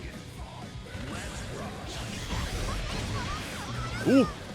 Scapegoat just barely stops the blue wild assault right in its tracks. Now no burst available for Yata, no resources to fight back. You're stuck up against the corner with full meter Kreeg. Here Here it is, Deus Ex Machina, the god in the machine. Hard knockdown, this could be it. Yep, there is no deflect shielding a man with a gun. There it is, 3-0 for Kreeg, moving on to grand finals. No, you tried to avoid the mix on the incoming, but instead the reticle just had all that time to focus. The deflect shield increased the duration. We got some players headed up to the stand here for losers semis. MjKurase versus Nitro. All right, it's time to jump into it. Duel 1. Let's rock. Rocking the tank, a little Johnny Bravo energy here again. Enhanced spiral arrow, trying to see how each player tries to react. But now MJ being a little bit more active than we've seen against that, particular strike throw. Again, utilizing that flip just to get on in. He really loves to go for that. Ooh. What? You what? FD into back throw, dude. MJ is bold on the defense. I'll tell you what, and definitely coming up huge for it. And who else to go high roll gambling on defense than Johnny himself? Set the cards here after the wall break. Oh, but we just send out the super raw. But we had 100 meter there to back it up, immediately just stealing our turn. Steal a little bit of the burst as well with the wild assault, but MJ just so content to hold down back after representing. Okay, yeah, you know me. I will go for the back throw. I'll go for a backdash, close slash as well. And now Nitro just trying to keep it simple with the frame drops. Oh, catching the backdash there with the Nsenga. Combos directly into the Joker trick. Clean throw bait with the Nsenga and the backdash bait as well. Like you said, the dash cancel brings us up to the corner, and here we are one TK misfire away. Still got the first game. No, but it's a back throw.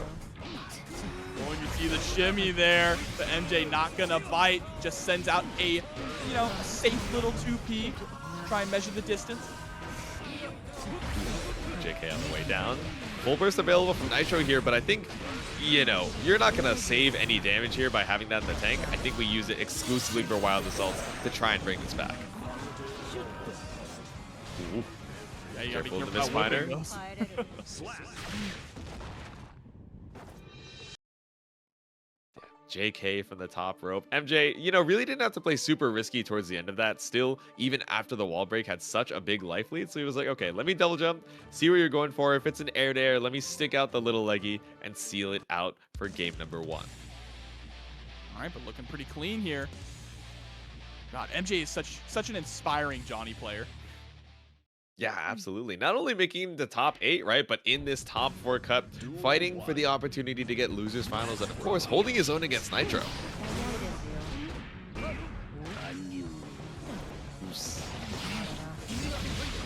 Back throw once again. Bold to try and swap up the momentum, and now off of the wild assault, Nitro down 50%. Ooh, that trade, though, going to be in Nitro's favor, allowing us to start pushing some aggression. Yeah, Oh, you had the 100.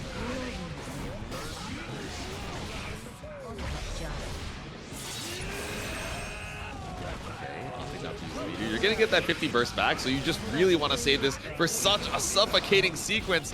Uses the burst as well. MJ does not want to let go of this round under 50 meter behind it. It's a touch for each player.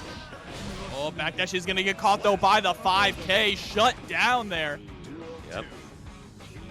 So Nitro going into this next round with full burst. That's going to be huge. In these little challenges here from MJ too, just not respecting Nitro's pressure, constantly pressing on that 2D. Stretch the spacing on the spiral arrow. MJ immediately ready to backdash in reaction and go for the counter hit. There we go, more J's in the chat. Let's see him. 50 meter apiece, no DPRC to have to worry about. Just caught out of the sky too there with the air deal. This Johnny fella is so cool, bro. I'm not gonna lie. The pin function, keeping you locked down out of the skies here. And Nsenga tries to go for a thrower backdash bait, but still off the spacing trap. It's a counter hit far S. Right back into it. My man only knows how to say one letter. That's it. Initials only required. Sign down below. MjKurase trying to seal out the second round, but it's a gold burst. All right, spend the RC, blocks the YRC, and there we go. MJ up 2. constantly just going for the flips in. No one has really had a solid answer for MJ's flips or his vault. Yeah, we've seen a couple, you know, almost incidental anti-airs, but I feel like the way that MjKurase is mixing up the timings of when to go for this vault, whether it's as evasive movement or to set up a card and, you know, make the opponent scared of what's going to happen next, especially with meter behind it, so that they're afraid. I truly did not believe we were going to see the Jacko. Making the swap, okay. But you're right. Okay. It's also the change up in the timings of deal, right? If he thinks you're going to try and go for an anti-air, he sends the deal early. Yeah, if you're expecting it a little bit too much, it's free reign to try and set the card down, but all right, Nitro in game number 3, swapping back to Old Reliable with the Jacko. You're locked into it for the rest of the set, whether that's 1 game or 3. Trying to find any opportunity to set the minions down. Oh, but PRC forward gets the 6P. Twitch ain't looking good so far, though. Holding on to the meter. And there we go, straight into the super. That's going to be a royal flush. Got it. It's set point 2. We break the glass with the perfect. First still available here for Nitro is holding on to it. Ooh, 6P actually catching out both of those minions there. I thought we were going to, you know, catch out the air one. We got counter hit by the attack command, but no, Nitro still finds a 2K2D. Backdash far as MjKurase is playing active on the defense. I'll tell you what. Yeah, that was a great challenge also with that 2P, able to finally get some minions out. And now this is where Johnny is going to struggle on the defensive end as well. 5D, FED, we gotta teach Johnny the alphabet. All he knows is J, and all he knows is pain right now. It's one touch to try and tie up this round count. Positive bonus for Nitro, and we are playing so patient towards the other side of the screen.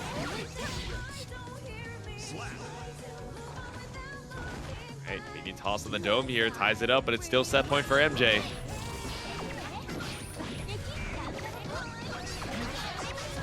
All right, we're getting all the homies out. Gets caught while in the air misstance.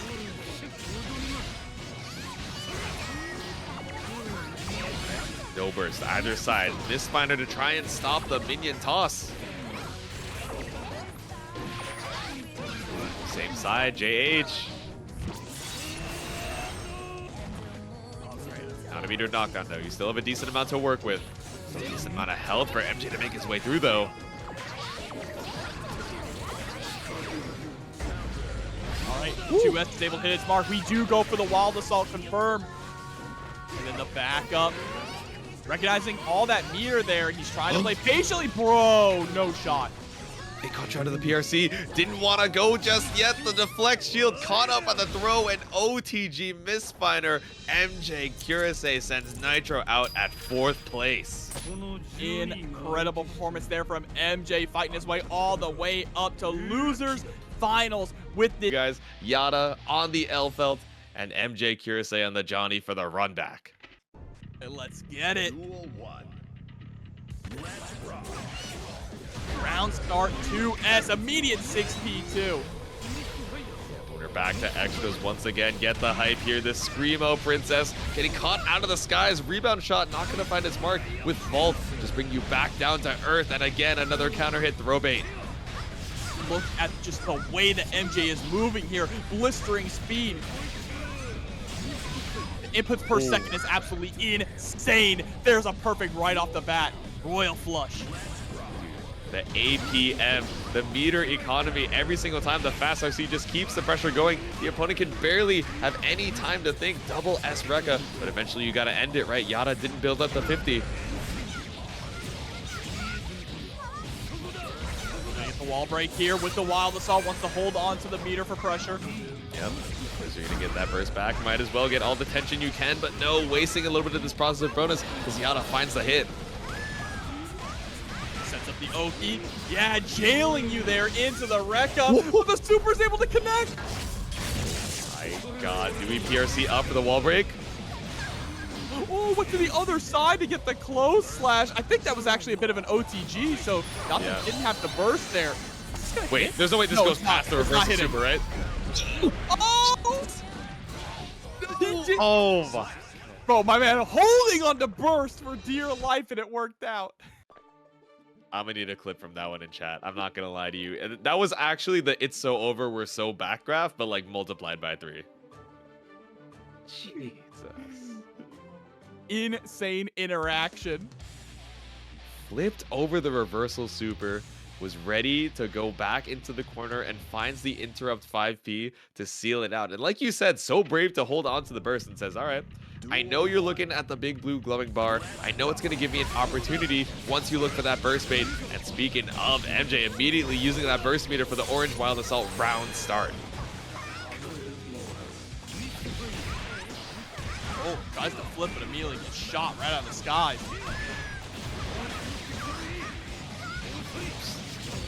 Down, not going to get anything off the card crush, but it does get you that forward movement. Stuck in the corner, 50 meter for Yata, but I know a lot of these reversal supers have really not found you much.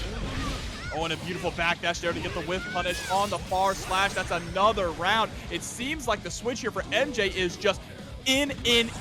Don't even allow Yata the opportunity to force you to block. Just constantly go in with Johnny, and we are willing to flip right on in and skip neutral. Yeah, exactly. It's fine to lose a couple interactions here and there, because at least if you put on the aggression early, right, before Yata is able to get a lot of meter for any of these Rekka mix-ups, then you don't have to worry about the retaliation. But now, stuck up against the wall, this big counter hit's going to do a grip. And just let the reversal super rip, right? If Yata is not going to respect your reversal option, you're going to immediately get out of the corner and take a lot of damage to them in the process. Speaking of reversal supers, oh, I see the 2P though, but it's such a slow super. Still able to pick up, run up for the close slash. Yata picks it up. Still MJ spitting on a ton of burst here. Tries to go for 6K at round start. Not going to quite work, but puts him in a situation where he can capitalize. Shot on the other side, but you did it so high up. I think it's a, questionably minus situation. Now we're still able to get the Rekka Ender, though. We reset to make sure we're able to pick up. We saved so much meter off the fast RC. It looks like you barely even RC'd. What happened to your health bar, though? That's what I'm saying, dog. Oh, man, what a conversion here. Opts not to go for a wall break. Yeah, you're safe. What? It's the punish. I really thought he was going to get clipped on the way back down, but MjKurase goes unpunished with a jump in. One more any chip damage can do, and the vault is it. 2 games on the board here for MJ.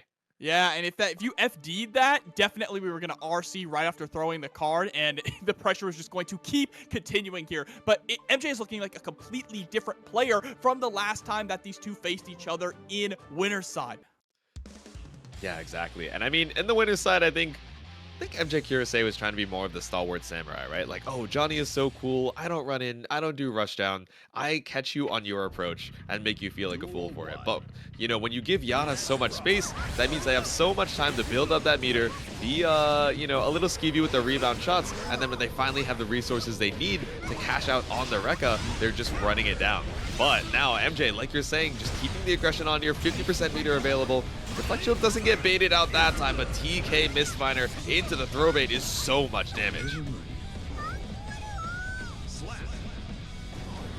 And now set point just like that, J2.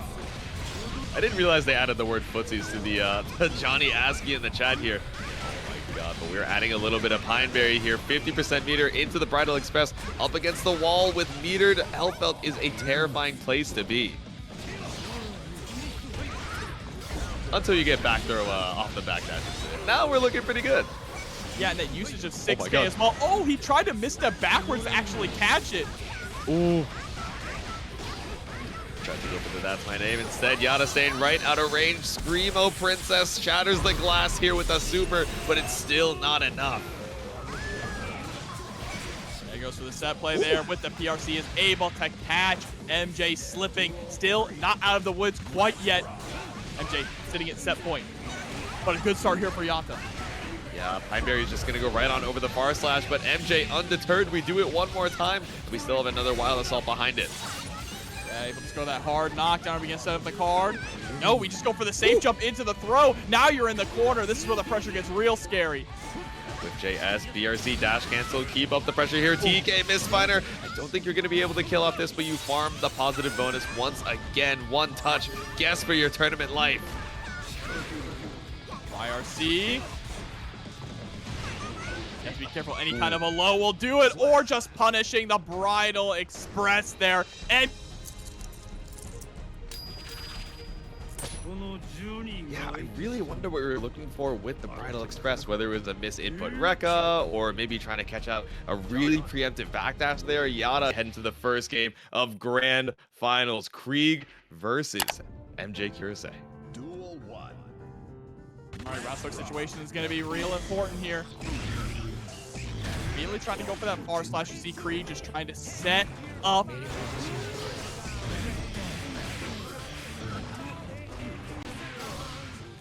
All right, pressure up into the corner. Deus Ex Machina.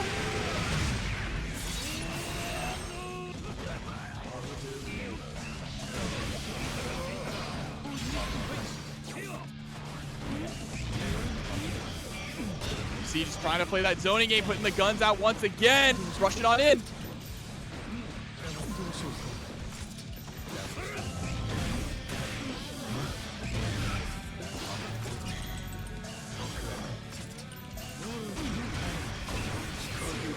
Look to protect you.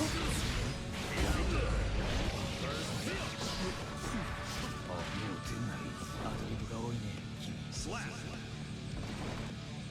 Duel 2. Let's rock. Right into round number 2 here. It gets the far slash counter hit right at the start.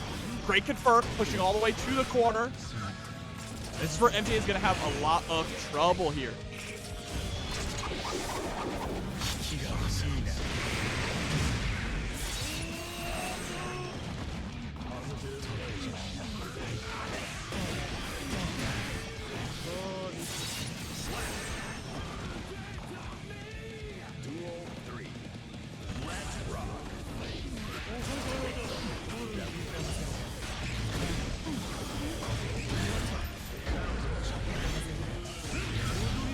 Sword gets the counter hit there with the far slash, but he's chopping down the clone. Can't really get anything started.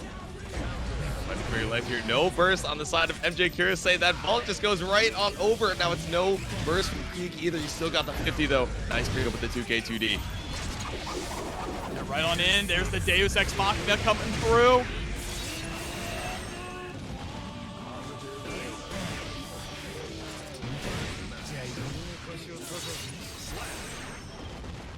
Go. The pickup off the RC. Game 1 over to Kreeg here. Trying to seal it out. Does not want to make it over to reset point. We're still, again, seeing a lot of that evasive movement coming out from MjKurase. Trying to throw out the vaults to make sure, oh, okay, you can't just set curse on me and then start full screen zoning even once you have that positive bonus buff. Especially when you're getting caught out, anti-aired out of the approach. It is kind of quite a bit of damage here in Grand Finals. Yeah, also difficult too for MJ to deal with a lot of that pressure when his back is up against the wall, right? Duel 1. Here we go, jumping right in. And slash on through, immediately using the Red Wild Assault. Yep, we see that in a lot of these previous sets as well. MJ just trying to keep the aggression on, does not want to give Kreeg the opportunity to set the curse, but okay, there we go. We slash on through, Mistfinder keeps you locked down in the corner, and 50% meter still to keep up the pressure. And this is exactly where he wants to be, too. Goes to the IAD backwards, trying to keep it up. Oh, the 5H. RC dash forwards gets the OTG on the roll there, and the instant overhead gets it. Bro, that was scary. We saw the whip on the 2P there, and I was like, I don't know if we're going to be able to pick this one up, but it's all good. Round 1 over the MjKurase, waiting for the burst to come back up against Gun Whip for your troubles.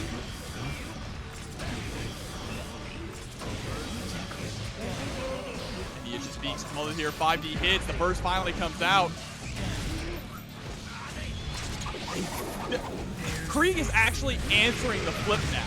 So this is shutting down a big cornerstone of MJ's neutral, right? How he likes to flip in, keep the pressure going. Kreeg is shutting that down completely. Yeah, with the clone behind you, 1 HP to your name, you can't even start using the vault as an approach tool. So now, just waiting for this third round here. Immediately, Wild Assault, but first off from Kreeg, just fortifying the fences with the Scapegoat. Once again, trying to play this duck hunt zoning game, and now we finally pull up. Yeah, it's working out so well, but there we go. Pressing out with the 2P. Trying to capitalize when Kreeg was low on resources, but we ink up with the super. What's my name? Finds the J for the 50-meter. Reversal super gets so much damage on Kreeg, but the 6B knocks you straight out of the skies. Does not get the Deus Ex Machina off of it, but Gun Whip, no, nothing, still not to go into the super, but now it should be able to kill. 21 gun salute to break the glass. Yep, and there we go. Kreeg looking so incredibly strong. Yeah, that should be the second game on the board here, if I'm not mistaken, for Kreeg, just running it down. Absolutely up 2-0, trying to close this out. He wants the money. He wants to go home. I mean, he's already home, but you know. Stuck at the office desk. He's like, man, I lock in, I clock in. I'm trying to make it 3-0 and drop no games here in the winner's side top 8. Yeah, this will be a perfect top 8 run if he can close it out right now. There's something different. There is something different about top 8 Kreeg. He becomes a different beast. So here we go. Put on the blue jacket. Oh, there you go. A little outfit swap to old reliable. No more pink, but we are seeing a lot of red on the health bar. No blue left after the burst. But still, Kreeg so consistent in finding the hit after all these scrambles. FD used to try and keep him at bay. Still stuck up against the wall here, trying to find a way out. Even jumping isn't gonna help you. With that clone in front of you, it makes it so difficult to try and counter hit, or counter poke, I should say. With the IAD out, takes a little bit of damage on that power slash, but that's all right. Running for the close range pressure. Nice IB, but still gets caught out of the backdash here, and the Deus Ex seals it out clean. We are going set point for Kreeg, coming into this potential final round with a full gauge of burst meter. Scary right now for MJ. First immediately did not want to get hit by that wall. The Saw willing to make the trade there. There's the counter hit up a beat, close slash out of the air. Yep, punching that through. IBFD buys you a little bit of space, but still whittling away at that meter where MJ needs a way to get on out. It's scary to try and bait on the deflect shield, and now 50 meter again. Positive bonus for Kreeg. And MJ has just really had a hard time dealing with the clone altogether, but is able to hit the Insenga and get the confirm here. No wall break, unfortunately. And we're gonna send the first out. There it is. One last opportunity for MJ, and that's gonna be it. Kreeg takes it 3-0 without dropping a single game in top 8.